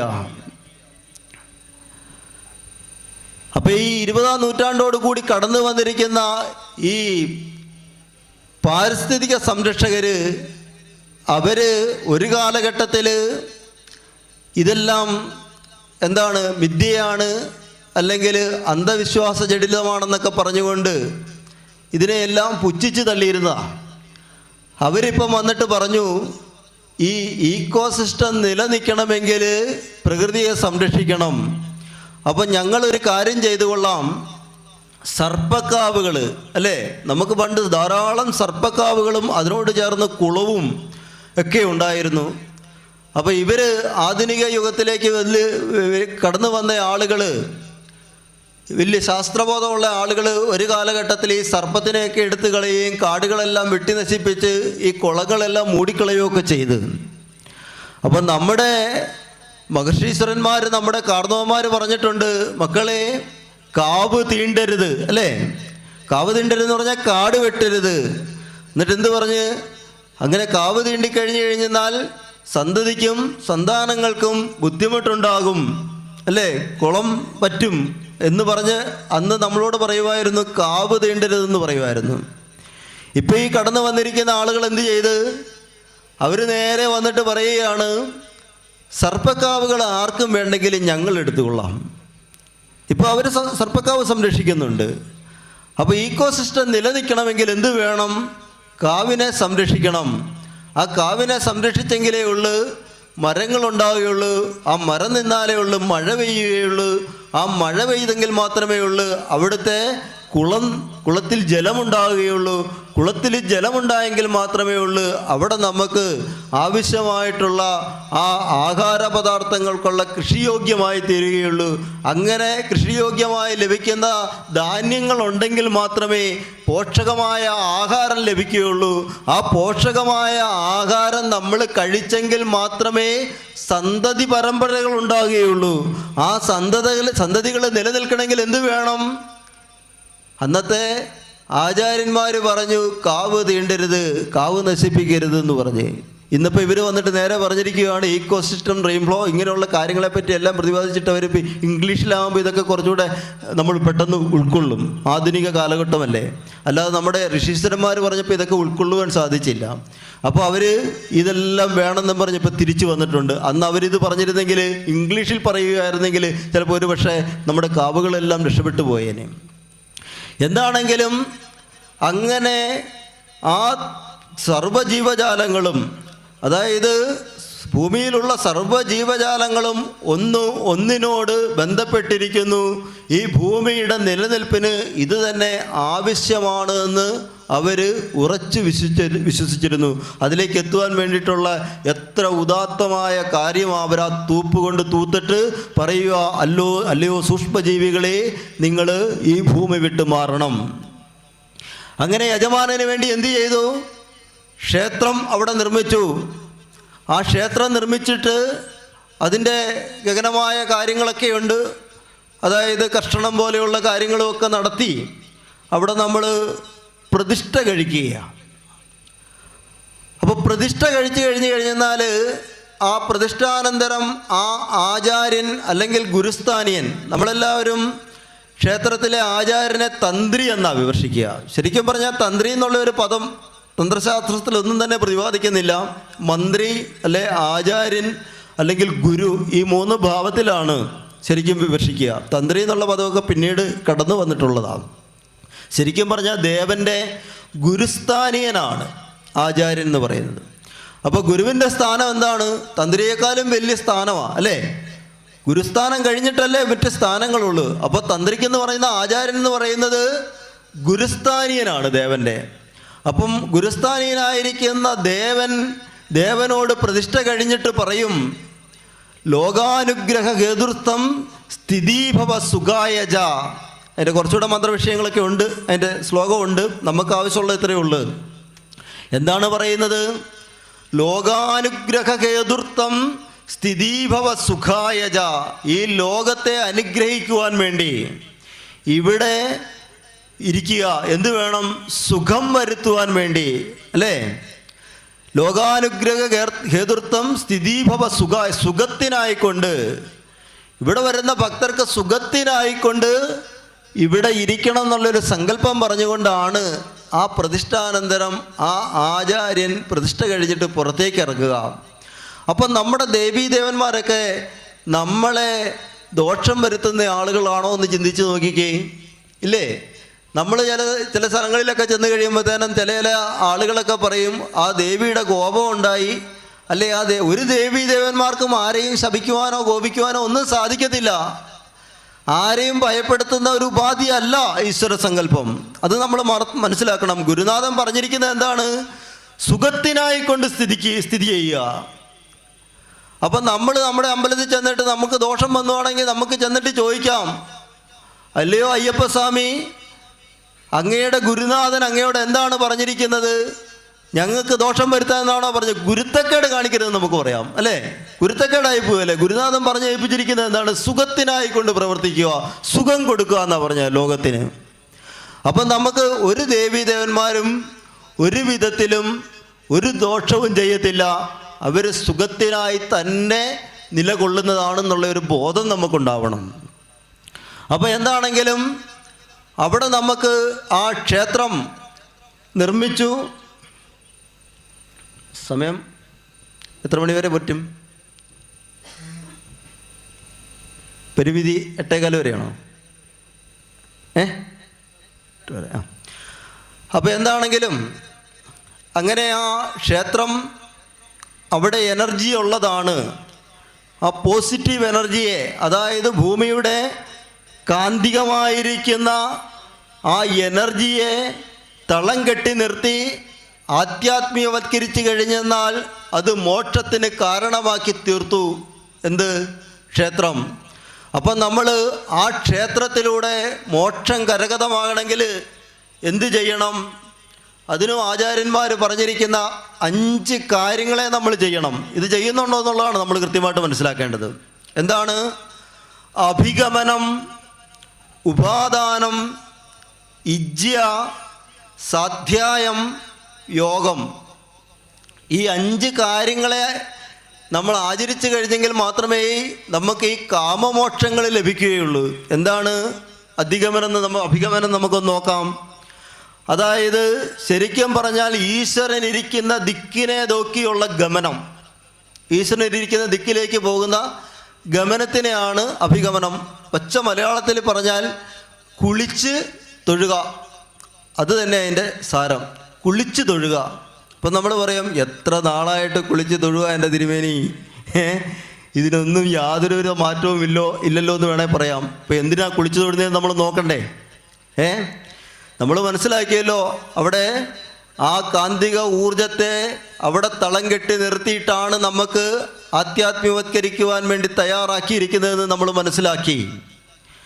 അപ്പം നമ്മൾ ആ ക്ഷേത്രത്തിലേക്ക് കടന്നു ചെല്ലുമ്പോൾ ആ കാന്തിക ഊർജം നമുക്ക് അനുഭവയോഗ്യമായി തീരണമെങ്കിൽ, അല്ലെങ്കിൽ അവിടത്തേക്ക് പ്രവേശിക്കുന്ന നമുക്ക് ജനിതകമായ ഒരു മാറ്റം വരുത്തണമെങ്കിൽ എന്ത് വേണം?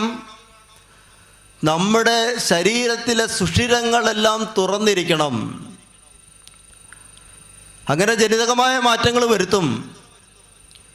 മേപ്പത്തൂര് നാരായണ ഭട്ടതിരി 100 ദിവസത്തോളം ഗുരുവായൂര് ഭജനമിരുന്നതിൻ്റെ ഫലമായിട്ട് അദ്ദേഹത്തിൻ്റെ ആ ഒരു രോഗത്തിന് ശമനമുണ്ടായി.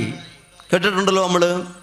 അതുപോലെ തന്നെ ഏറ്റുമാനൂര് അതുപോലെ തന്നെ ഈ ചോറ്റാനിക്കരയിലൊക്കെ ചിത്തഭ്രമം ബാധിച്ചിരിക്കുന്ന ആളുകൾ ഭജനമിരുന്ന് കഴിഞ്ഞെന്നാൽ ഇല്ലേ, ആ ഭജന ഇരിക്കുന്ന അവർക്ക് കുളിച്ചു തൊഴുത് ഭജനമിരിക്കുന്ന അവർക്ക് ചിത്തഭ്രമത്തിൽ നിന്ന് മോക്ഷം ഉണ്ടാകുന്ന ചോറ്റാനിക്കരയിലൊക്കെ നമ്മൾ കാണുന്നില്ലേ അല്ലേ? എത്രയോ ആളുകളാ മുഖത്തിൻ്റെ എന്നൊക്കെ മേളമൊക്കെ കേൾക്കുമ്പോൾ നമ്മൾ കൊട്ടിമറിയുന്നൊക്കെ നമ്മൾ കാണുന്ന, അവരതിൽ നിന്നും മോക്ഷം ഉണ്ടാകുന്നുണ്ട്, അവർക്ക് അതിൽ നിന്ന് സുഖം വരുന്നുണ്ട്.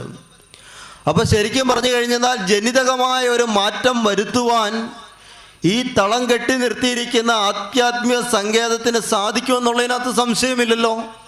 അപ്പം നമ്മൾ വീട്ടിൽ നിന്ന് കുളിയൊക്കെ കഴിഞ്ഞ് നമുക്ക് ജനിതകമായ ഒരു മാറ്റം ഉണ്ടാകണമെന്ന് ആഗ്രഹിച്ചുകൊണ്ട് നമ്മൾ പോവുകയാണ്. അപ്പം നമ്മൾ വീട്ടിൽ നിന്ന് ഇറങ്ങിക്കഴിയുമ്പം ഒരു 3-4 വീട് കഴിയണമായിരിക്കും നമ്മൾ നമ്മുടെ ക്ഷേത്രത്തിലേക്ക് എത്തിപ്പെടണമെങ്കിൽ.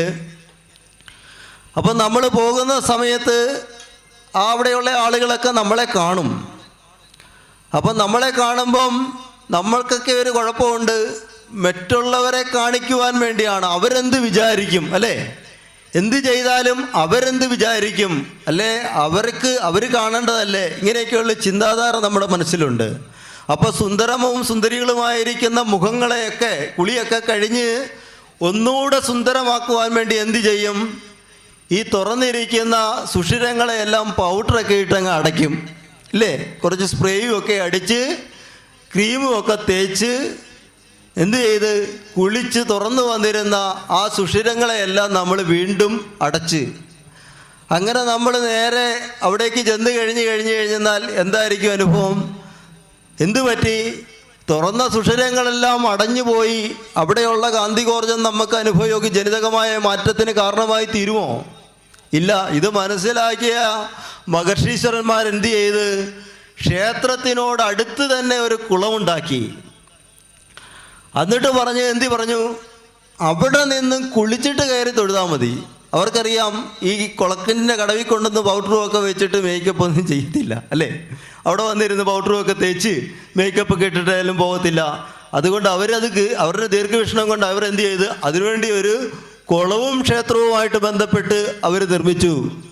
കുളിച്ച് കയറി തൊഴുതാൽ മതി. പിന്നെ നമ്മൾ ഈ പോകുന്ന ആളുകൾക്ക് ആ കൃത്യമായിട്ട് പോകുമ്പം ആ ക്ഷേത്രത്തിലേക്ക് അഭിഗമനത്തിനായിട്ട് ചെല്ലുന്ന ആള് അവിടെ ഇരിക്കുന്ന, നമ്മൾ പോകുമ്പോൾ ക്ഷേത്രത്തിലേക്കാണല്ലോ പോകുന്നത്, 4 ആൾ കാണുവാൻ വേണ്ടി പോകുമ്പം നമ്മളെ കാണുമ്പോൾ എന്ത് തോന്നും അല്ലേ? അപ്പം നമുക്ക് പറ്റുന്നതിൽ ഏറ്റവും നല്ല അല്ലേ, ഏറ്റവും വീതി കൂടിയ ഒരു നാട്ടുപ്രമാണി ഉണ്ടെങ്കിൽ ആ നാട്ടുപ്രമാണി ആ ക്ഷേത്രത്തിലേക്ക് പോകുമ്പോൾ 4 ആൾ കാണുമെന്നുള്ള വിചാരമുള്ളത് കൊണ്ട് ലഭിക്കാവുന്നതിൽ വെച്ചും ഏറ്റവും വലിയൊരു കസവുമുണ്ടായിരിക്കും ഉടുക്കുക. അവിടെ ടെമ്പിൾ സ്പെഷ്യൽ മുണ്ടുകളൊക്കെ ഉണ്ട് ഇപ്പം. അങ്ങനെയുള്ള കസവിൻ്റെ മുണ്ട് ഒന്ന് ഉടുത്ത് അതിൻ്റെ പുറമെ അതിലും വലിയൊരു കസവിൻ്റെത് പുതച്ചു. പിന്നെ ഒരു 10-15 പവൻ്റെ മാലയൊക്കെ ഉള്ളതൊന്ന് അലക്ഷ്യമായിട്ട് പുറത്തേക്ക്, സ്വർണ്ണമാലയൊക്കെ ഉള്ളതൊന്ന് അലക്ഷ്യമായിട്ട് പുറത്തേക്കൊക്കെ ഇട്ട് ആരെങ്കിലുമൊക്കെ കണ്ടു കഴിഞ്ഞാൽ ഒരു ഗുമ്മുണ്ടാവണമല്ലോ. ഇങ്ങനെയായിരിക്കും ഈ നാട്ടുപ്രമാണി നേരെ ഭഗവാന്റെ അടുത്തേക്ക് ചെല്ലുക. അപ്പം ക്ഷേത്രത്തിലായിട്ട് ഇരിക്കുന്ന ഭഗവാൻ ഈ നാട്ടുപ്രമാണിയെ കണ്ടിട്ട് അറിയാതെ എങ്ങാനും എഴുന്നേറ്റ് തൊഴുതു പോകുമോ എന്ന് വിചാരിച്ചിട്ടായിരിക്കണം മഹർഷീശ്വരന്മാർ എഴുന്നേക്കരുതെന്ന് വിചാരിച്ചിട്ടായിരിക്കണം ഈ അഷ്ടബന്ധം പോലെയുള്ള പശയൊക്കെ ഇട്ട് ഭഗവാനെ അവിടെ ഉറപ്പിച്ചിരിക്കണമെന്ന് വേണം ചിന്തിക്കണം. അഷ്ടബന്ധ നവീകരണം ഉണ്ടല്ലോ. കാരണം ആർക്കും ആഗ്രഹമില്ലാത്ത ഒരു നേരം നല്ലപോലെ ഒന്ന് കഴിക്കണമെന്ന് ഈ നാട്ടുപ്രമാണിയുടെ വരവ് കണ്ടു കഴിഞ്ഞെന്നാൽ ഇവിടെ ഈ നാട്ടുപ്രമാണിയെ കണ്ട ഭഗവാൻ തൻ്റെ ഉടയാടയിലേക്ക് നോക്കിയപ്പോൾ കീറി പറഞ്ഞായിരിക്കുന്നത്. അപ്പോൾ കീറി പറഞ്ഞിരിക്കുന്ന ഈ ഭഗവാൻ ഈ ഉടയാട ഒന്ന് മാറാനായിട്ട് മാർഗ്ഗമില്ലാതെ ഇരിക്കുമ്പം ഈ നാട്ടുപ്രമാണിയെ കണ്ടാൽ അറിയാതെ ഒന്ന് എഴുന്നേറ്റ് പോലും ആർക്കും ആഗ്രഹമില്ലാത്ത ഒരു നേരം മൃഷ്ടാനം ഒരു ഭക്ഷണം കിട്ടണമെന്ന് അല്ലേ?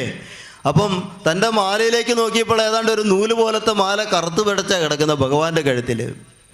അപ്പം അതിന് ആ മാല ഒന്ന് നന്നായിട്ടൊന്ന് തേച്ച് കഴുകണമെങ്കിൽ പോലും ശാന്തിക്കാരൻ്റെ കാരുണ്യം ഉണ്ടാവണം.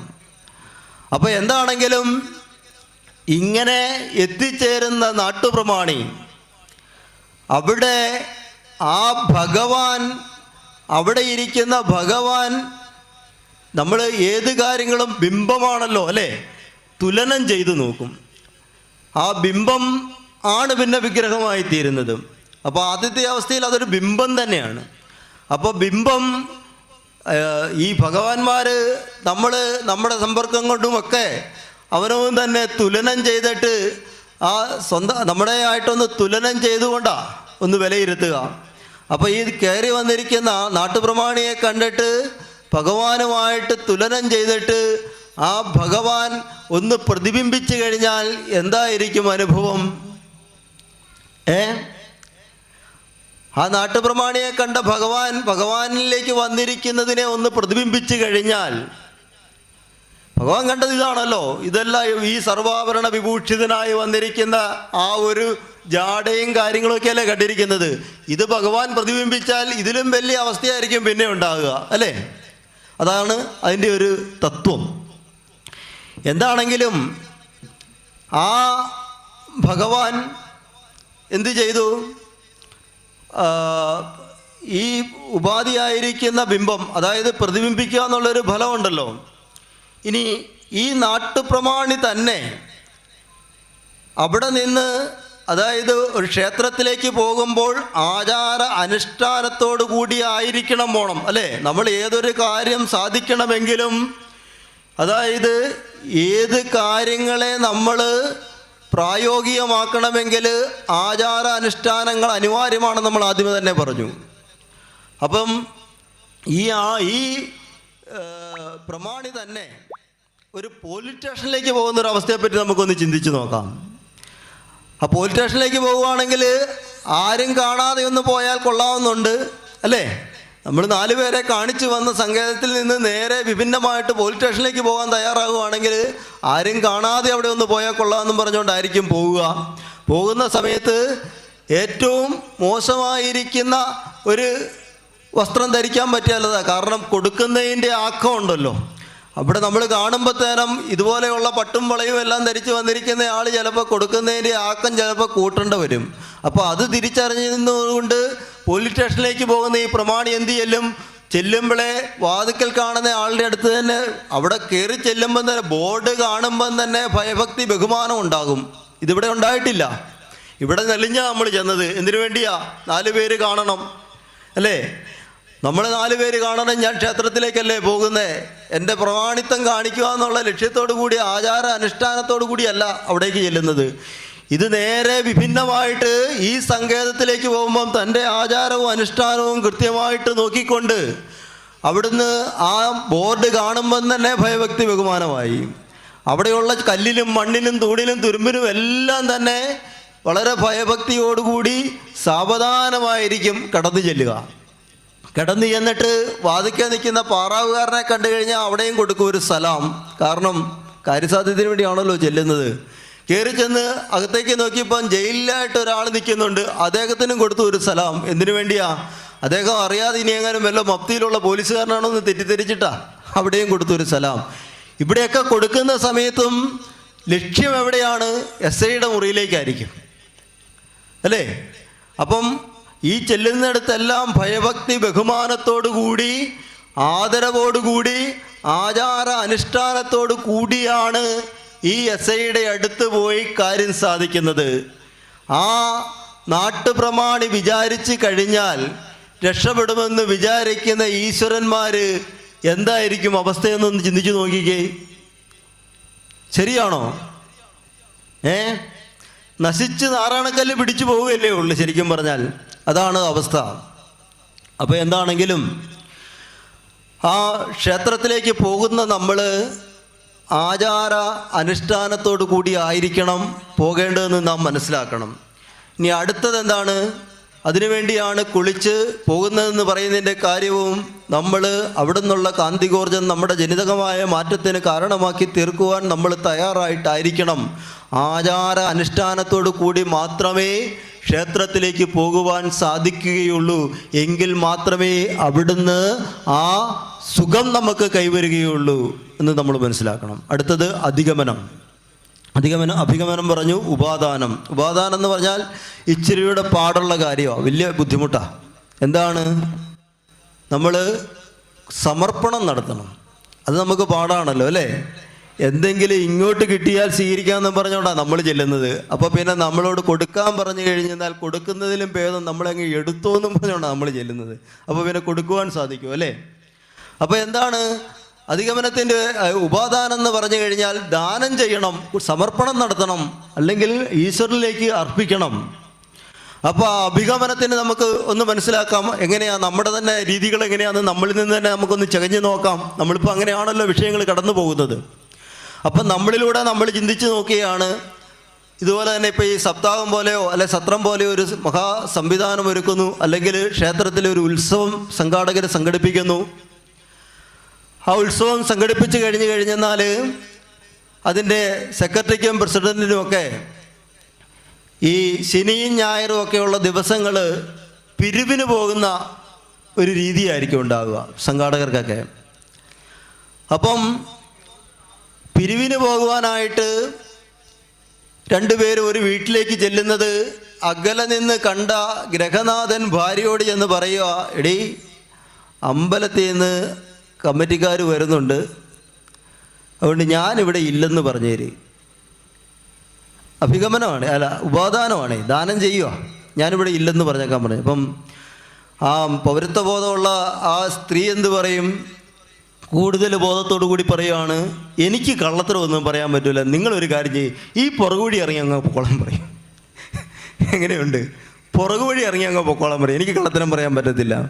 പക്ഷേ ഇത് മുൻകൂട്ടി മനസ്സിലാക്കിയിരിക്കുന്ന സെക്രട്ടറിയും പ്രസിഡൻറ്റും എന്നായും സെക്രട്ടറി പ്രസിഡൻറ്റിനോട് പറയും, അവനിപ്പോൾ പുറകുവഴി ഇറങ്ങിപ്പോകും, നീ അതുകൊണ്ട് ഈ പുറകിക്കട അങ്ങ് പോക്കോ, ഞാൻ മുന്നിക്കൂടെ ചെന്നുകൊള്ളാം. അപ്പോൾ പ്രസിഡൻറ്റ് നേരെ പുറകിക്കട പോകും, സെക്രട്ടറി നേരെ മുന്നിക്കൂടെയും ചെല്ലും. പുറകിക്കട ഇറങ്ങി വരുന്ന കാണുമ്പോൾ ഇത് വലിയ കാര്യമായല്ലോ, ഇതെന്ന് നമസ്കാരം, വാ പിരിവിന് ഇറങ്ങിയതല്ലേ, പിരിവ് തരാം. അപ്പോൾ അദ്ദേഹം തന്നെ ചിന്തിച്ച് ഈ ക്ഷേത്രത്തിലെ കമ്മിറ്റിക്കാരനായതിന് ശേഷമേ ഇദ്ദേഹത്തിന് എന്തെങ്കിലുമൊക്കെ ജ്ഞാനദൃഷ്ടി ഉണ്ടായി കാണുമോ ഈ കമ്മിറ്റിക്കാർക്കെന്ന്? ജ്ഞാനദൃഷ്ടി കൊണ്ടുണ്ടായതല്ല, ഇവർ ഈ കമ്മിറ്റിക്കാരാകുന്നതിന് മുന്നേയും ഇവരും ഇങ്ങനെയൊക്കെ തന്നെ ആയിരുന്നു. അനുഭവമാണല്ലോ, അനുഭൂയത ഇത് പ്രമാണക എന്നാണ്. അനുഭവമാണല്ലോ ഏറ്റവും വലിയ പ്രമാണം. അപ്പോൾ ഇവർ ഇതിലും വലിയ കാര്യങ്ങൾ ചെയ്തിട്ടുള്ളൂ. അപ്പോൾ അവർക്കറിയാം ഇത് ഇങ്ങനെയൊക്കെയാണ് സംഭവിക്കുകയുള്ളെന്ന്. അപ്പോൾ കമ്മിറ്റിക്കാരാകുന്നതിന് മുന്നേ ഉള്ള അവർക്ക് കൃത്യമായിട്ടൊരു ധാരണയുണ്ട്. അപ്പോൾ എന്താണെങ്കിലും ഉടനെ ചോദിച്ച്, പിരിവാണല്ലേ, വാ ആയിക്കോട്ടെ, എഴുതിക്കോട്ടെ, എന്നാൽ ഒരു 1000 രൂപ എഴുതട്ടെ. സംഘാടകർക്കറിയാമല്ലോ ഇതൊക്കെ നടത്തുന്നതിന് എത്രമാത്രം ബുദ്ധിമുട്ടുണ്ടെന്നുള്ളത്. ഇപ്പോൾ നമ്മുടെ സംഘാടകരാണെങ്കിൽ എത്രമാത്രം ത്യാഗം സഹിച്ചുകൊണ്ടാണ്, എത്ര നാളത്തെ പ്രയത്നമാണ് മനസ്സിലാക്കണ്ടേ. നമ്മളിതുപോലെ വിരളമായ ആളുകൾ കണ്ടാൽ പോരാ. കഴിഞ്ഞ ദിവസം ഒരു ഭക്തൻ പറയുകയാണ്, ഇത്രമാത്രം പബ്ലിസിറ്റിയും കാര്യങ്ങളും ഒക്കെ നടത്തിയിട്ട് ഈ പ്രാദേശികമായിട്ടുള്ള കുറച്ച് ആളുകൾ മാത്രമേ ഇതിനകത്ത് പങ്കാളികളായിത്തീരുന്നു എന്നുള്ളത്. ആ പ്രാദേശികമായിട്ടുള്ള ആളുകളെങ്കിലും എത്തിച്ചേരുന്നത് പുണ്യം തന്നെ, അതൊരു വലിയ കാര്യം തന്നെയാണ്. കാരണം ഇത്രയും ആളുകൾ ഇപ്പം നവാഗം നടക്കുന്നുണ്ട് നമ്മുടെ മേക്കാവിൽ, എത്ര ആളുകൾ അതിന് പങ്കാളികളായി തീരുന്നുണ്ടെന്നൊക്കെയുള്ള നമ്മൾ കാണുന്നതാണ്. അപ്പം നമ്മൾ ഈ കാര്യങ്ങളൊക്കെ നടത്തുമ്പം ആ ആളുകളെ സംഘടിപ്പിക്കുക എന്നുള്ള അവരുടെ വളരെ ബുദ്ധിമുട്ട്, അവരതിനു വേണ്ടിയിട്ട് എല്ലാം മതിമറന്ന് പ്രയത്നിക്കുന്നുണ്ട്. ഇതൊക്കെ നമ്മൾ നമ്മുടെ ജീവിതത്തിലേക്ക് പ്രായോഗികമാക്കുവാൻ, അല്ലെ നമുക്ക് ആ അനുഭവം കരഗതമാക്കി തീർക്കണമെങ്കിൽ നമ്മളിതൊക്കെ പ്രയോജനപ്പെടുത്തണ്ടേ. അല്ലാതെ നമ്മൾ വീട്ടിൽ ഇരുന്നിട്ട് ഇപ്പോൾ ആണെങ്കിൽ ഇനി എന്തെങ്കിലും മാർഗം കൊണ്ട് ഇവിടെ എത്തിപ്പെടാൻ പറ്റിയില്ലെങ്കിൽ ഈ സത്സംഗങ്ങൾക്ക് ശ്രവിച്ചു കൊള്ളട്ടെ എന്ന് വിചാരിച്ചുകൊണ്ട് ലൈവായിട്ട് വരെ പ്രോഗ്രാം ഇട്ടിരിക്കുക. പക്ഷേ വീട്ടിലിരുന്ന് കഴിഞ്ഞെന്നാൽ ഈ ക്ഷേത്രത്തളത്തിനകത്ത് കെട്ടി നിൽക്കുന്ന ആ കാന്തികോർജം നമുക്ക് ജനിതകമായ മാറ്റം തരുമോ? ഇവിടെ ഇരുന്ന് കൊണ്ട് ഈ സാധനം ഒന്ന് ശ്രവിച്ചു നോക്കിക്കേ, എന്തായിരിക്കും അനുഭവം എന്ന്. ഈ നാമജപങ്ങളും പ്രാർത്ഥനകളും ജപങ്ങളും ഒക്കെ നമ്മൾ ആ തലത്തിലിരുന്നു കൊണ്ട്, ഭക്തനായിരുന്നു കൊണ്ട്, ആ ധർമാർത്ഥ കാമമോക്ഷത്തിന് പ്രയത്നിച്ചുകൊണ്ട്, അതായത് എങ്ങനെയായിരിക്കണം, ധർമ്മത്തിലൂടെ അർത്ഥം സമ്പാദിച്ചുകൊണ്ട് നമ്മൾ കാമമോക്ഷത്തെ ആഗ്രഹിക്കുന്നവർ എത്തിച്ചേരുന്ന ഒരു സങ്കേതം തന്നെയാണ് ക്ഷേത്രം, ഒരു തർക്കവുമില്ല. അതേത് നിരീശ്വരവാദികൾ പോലും പോകേണ്ട വരും എന്നുള്ള, ഏത് യുക്തിവാന്മാർ പോലും മുട്ടുണ്ടായാൽ ആശ്രയിക്കുന്ന ഒരു സങ്കേതമായിരിക്കും ക്ഷേത്രം, ഒരു തർക്കവുമില്ല ഇതിനകത്ത്. അപ്പോൾ അതാണ് അവസ്ഥ. അപ്പോൾ എന്താണെങ്കിലും ഈ സംഘാടകർ വളരെ ബുദ്ധിമുട്ടി കാര്യങ്ങളൊക്കെ ചെയ്യുമ്പോൾ ആദ്യന്ത്യം അത് പരിപൂർണ വിജയമാക്കി തീർക്കുവാൻ നമ്മളെപ്പോലെയുള്ള ഭക്ത മനസ്സുകൾ തയ്യാറായി തീരണമെന്നൂടെ ഞാൻ പ്രത്യേകം ഓർമ്മിപ്പിക്കുകയാണ്. എന്താണെങ്കിലും ഈ സത്രവേദി ഇവിടെ ജനസാന്ദ്രത കൊണ്ടും അതുപോലെ തന്നെ ഇതിൻ്റെ പ്രവർത്തനം കൊണ്ടും ഒക്കെ തന്നെ വളരെ സമ്പുഷ്ടമായി തീർന്നുകൊണ്ടാണ് ഈ ദിവസം വരെയും കടന്നു പോകുന്നത്. നിരീക്ഷിക്കുമ്പോൾ നമുക്ക് മനസ്സിലാകുന്നുണ്ട്. അതൊരു വലിയൊരു ദൗത്യം ഏറ്റെടുത്ത് ആ ദൗത്യത്തിന് വേണ്ടി അക്ഷീണം പ്രയത്നിക്കുന്ന അവർക്ക് പ്രത്യേകം അഭിനന്ദനങ്ങൾ കൊടുക്കണം. ഒരു ക്ഷേത്രത്തിനെ സംബന്ധിച്ചിട്ട് അവിടെയാണ് നമ്മൾ മനസ്സിലാക്കേണ്ടത്. ആ ഉപാദാനം എന്ന സങ്കല്പത്തെ പ്രാവർത്തികമാക്കിക്കൊണ്ട് പ്രവർത്തിക്കുന്നു എന്നുള്ളതാണ്, അല്ലേ?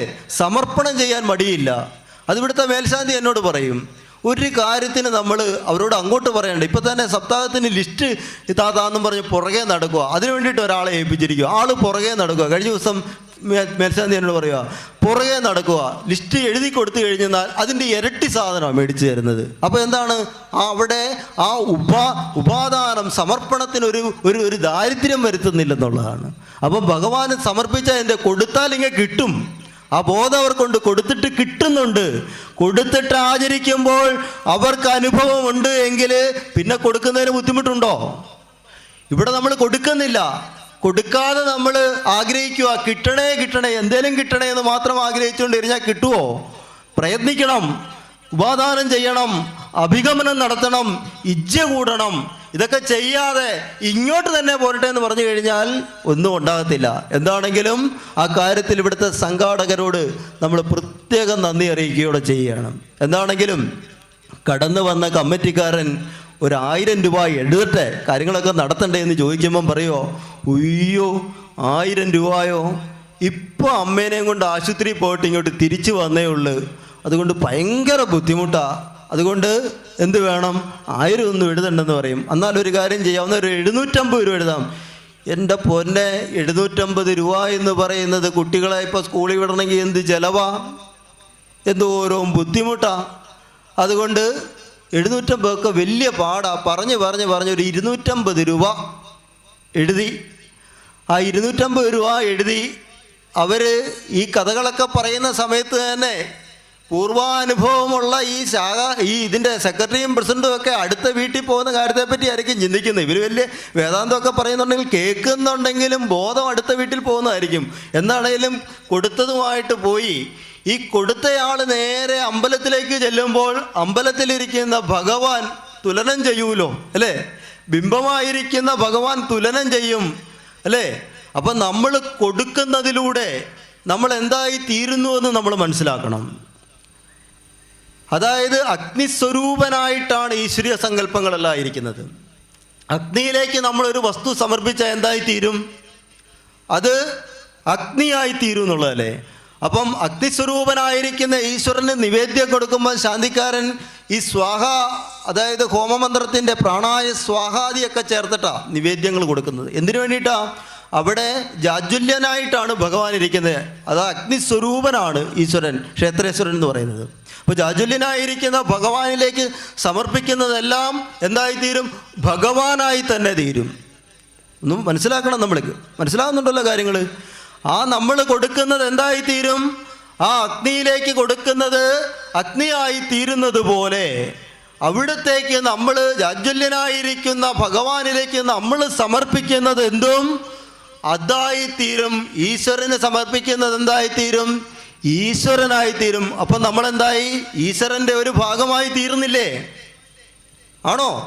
നമ്മൾ സമർപ്പിച്ചതിലൂടെ നമ്മളും ഈശ്വരൻ്റെ ഒരു ഭാഗമായി തീർന്നു.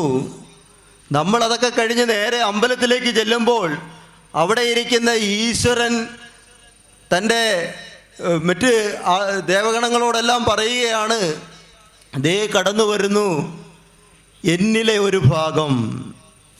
കാരണം ഞാൻ കൊടുത്തല്ലോ, ഞാൻ കൊടുത്ത് അതിൻ്റെ ഭാഗമായി തീർന്നിരിക്കുകയാണ്. ആ ഈശ്വരൻ തൻ്റെ പാർഷദന്മാരോട് പറയുകയാണ്, ആ കടന്നു വരുന്നത് എൻ്റെയും കൂടി ഒരു ഭാഗമാണ്.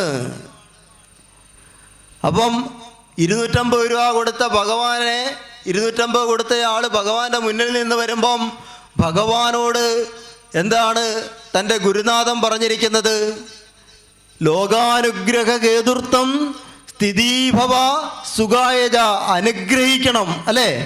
എങ്ങനെ അനുഗ്രഹിക്കണം? ഇവന് 250 രൂപ മുടക്കുവാനുള്ള അനുഗ്രഹം ഇനിയും ഉണ്ടാകട്ടെ. അതാണല്ലോ ചെയ്തത് അല്ലേ? ജാജുല്യമാനായിരിക്കുന്ന ഭഗവാൻ. അപ്പം ഭഗവാനോട് എന്താണ് അവിടെ? ബിംബം പ്രതിബിംബിക്കുകയാണ്. ബിംബമാണല്ലോ. അവിടത്തേക്ക് നമ്മൾ കൊടുത്തപ്പോൾ ഭഗവാൻ അവിടെ നിന്ന് എന്ത് ചെയ്ത്? ഭഗവാൻ തുലനം ചെയ്തിട്ട് ഭഗവാന് കൊടുത്തതല്ലേ ഭഗവാന് പ്രതിബിംബിക്കാൻ പറ്റത്തുള്ളൂ. തുലനം ചെയ്യുമ്പോൾ അങ്ങനെയാണല്ലോ. കൊടുത്തതിനെ തന്നെ വീണ്ടും കൊടുക്കുവാനുള്ള അനുഗ്രഹം ഉണ്ടാകട്ടെ. അടുത്ത കൊല്ലം എന്ത് ചെയ്ത് 150 രൂപയാക്കി. വീണ്ടും ചെന്നപ്പോൾ അനുഗ്രഹിച്ചു വിട്ടു. അടുത്ത തവണ ചെന്നപ്പം അതുമില്ലാതായി. ലാസ്റ്റ് എന്ത് പറ്റി? ഒരു ഗതിയുമില്ലാതെയായി. കണ്ടു നിൽക്കുന്ന നാട്ടുകാർ പറയും നിത്യം അമ്പലത്തിൽ പോകുന്നവൻ. അവസ്ഥ നോക്കിക്കേ, എന്ത് സംഭവിച്ച്? കൊടുത്തതിൻ്റെ കുഴപ്പമാണ്. അപ്പൊ കൊടുത്താൽ ഗുണം ഉണ്ടാവുമോ? കൊടുത്താൽ എന്ത് സംഭവിക്കും? ഈശ്വരൻ്റെ ഒരു ഭാഗമായി നമ്മൾ തീരും. ആ ഈശ്വരൻ ആ തുലനം ചെയ്തിട്ട് എന്ത് ചെയ്യും? അനുഗ്രഹിക്കും. വീണ്ടും 1000 കൊടുത്തവന് 1000 കൊടുക്കുവാനുള്ള മാർഗം ഉണ്ടാകട്ടെ. അടുത്ത കൊല്ലം 2000 കൊടുത്തവൻ എന്ത് ചെയ്യും? ഇവന് 2000 കൊടുക്കുവാനുള്ള ഗുണമുണ്ടാകട്ടെ. അവൻ്റെ സന്തതി പരമ്പരകൾ ആയുസ്സും പ്രേയസ്സും ഉള്ളവരായി തീരട്ടെ. എങ്ങനെയുണ്ട്? അപ്പം അതാണ് ഉപാദാനം. ഇനി ഇജ്യ 8:30 സമയം കഴിഞ്ഞു. അപ്പം നമുക്ക് ഇനിയും അവസരങ്ങളൊക്കെ ഉണ്ടാവുമല്ലോ. നമുക്ക് ബാക്കിയൊക്കെ പറയാം. ഇജ്ജി ഒരു പൂജയാണ്. ആ തലത്തിലേക്ക് എത്തിക്കെട്ട് കഴിയുമ്പോൾ നമ്മൾ എന്ത് ചെയ്യും? എല്ലാത്തിനെയും ത്യജിക്കണം എന്നുള്ള ഒരു തലത്തിലേക്ക് നമ്മൾ എത്തിപ്പെടും. അതായത് അധിഗമനം നടത്തി ഉപാദാനം ചെയ്ത് ഒന്നിനോടും ആഗ്രഹമില്ലാതെയാകുകയല്ലേ അല്ലേ? ആഗ്രഹങ്ങളെ ഇല്ലാതാക്കുന്ന ഒരാഗ്രഹം എന്ന് നമ്മൾ പറഞ്ഞു.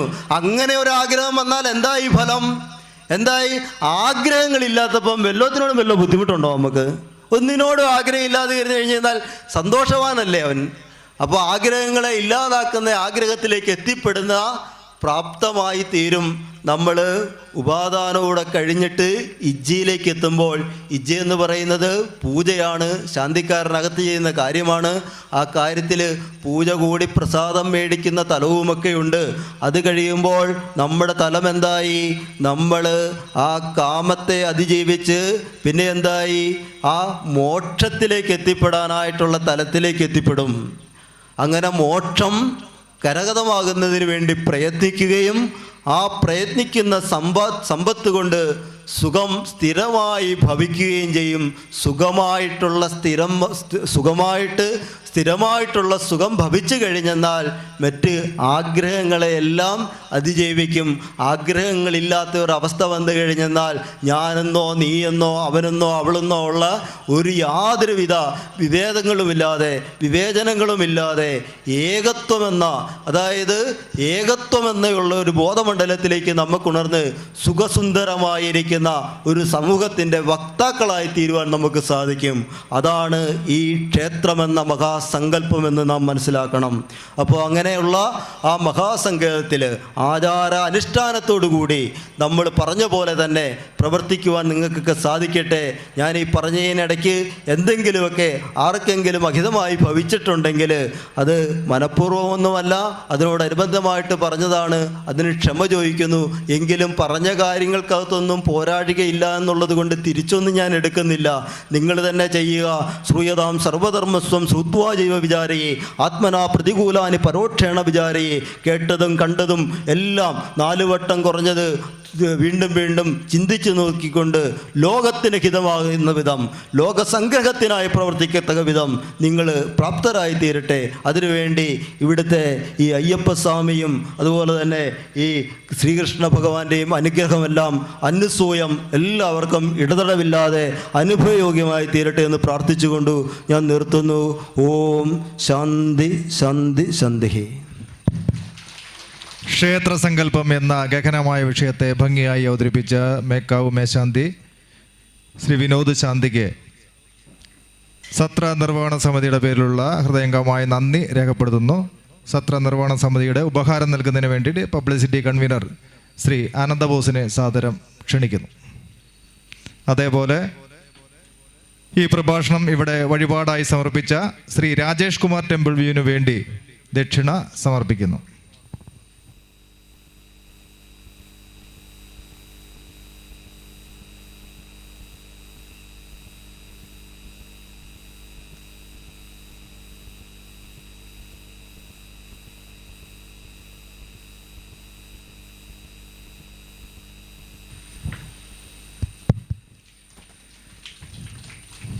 ഒരു പ്രത്യേക അറിയിപ്പ്. നാളെ ഉച്ചയ്ക്ക് 1 മണിയോടുകൂടി medical college superintendent Shri Jayakumar sir ഇവിടെ നമ്മൾ സമാഹരിച്ചിട്ടുള്ള ചികിത്സാ ധനസഹായം ഏറ്റവും അനുയോജ്യമായ അർഹയായ ഒരു വ്യക്തിക്ക് നൽകുന്നതിന് വേണ്ടിയിട്ട് അദ്ദേഹം എത്തിച്ചേരുന്നുണ്ട്. ഇനിയും നമ്മുടെ സമർപ്പണം കൂട്ടണമെങ്കിൽ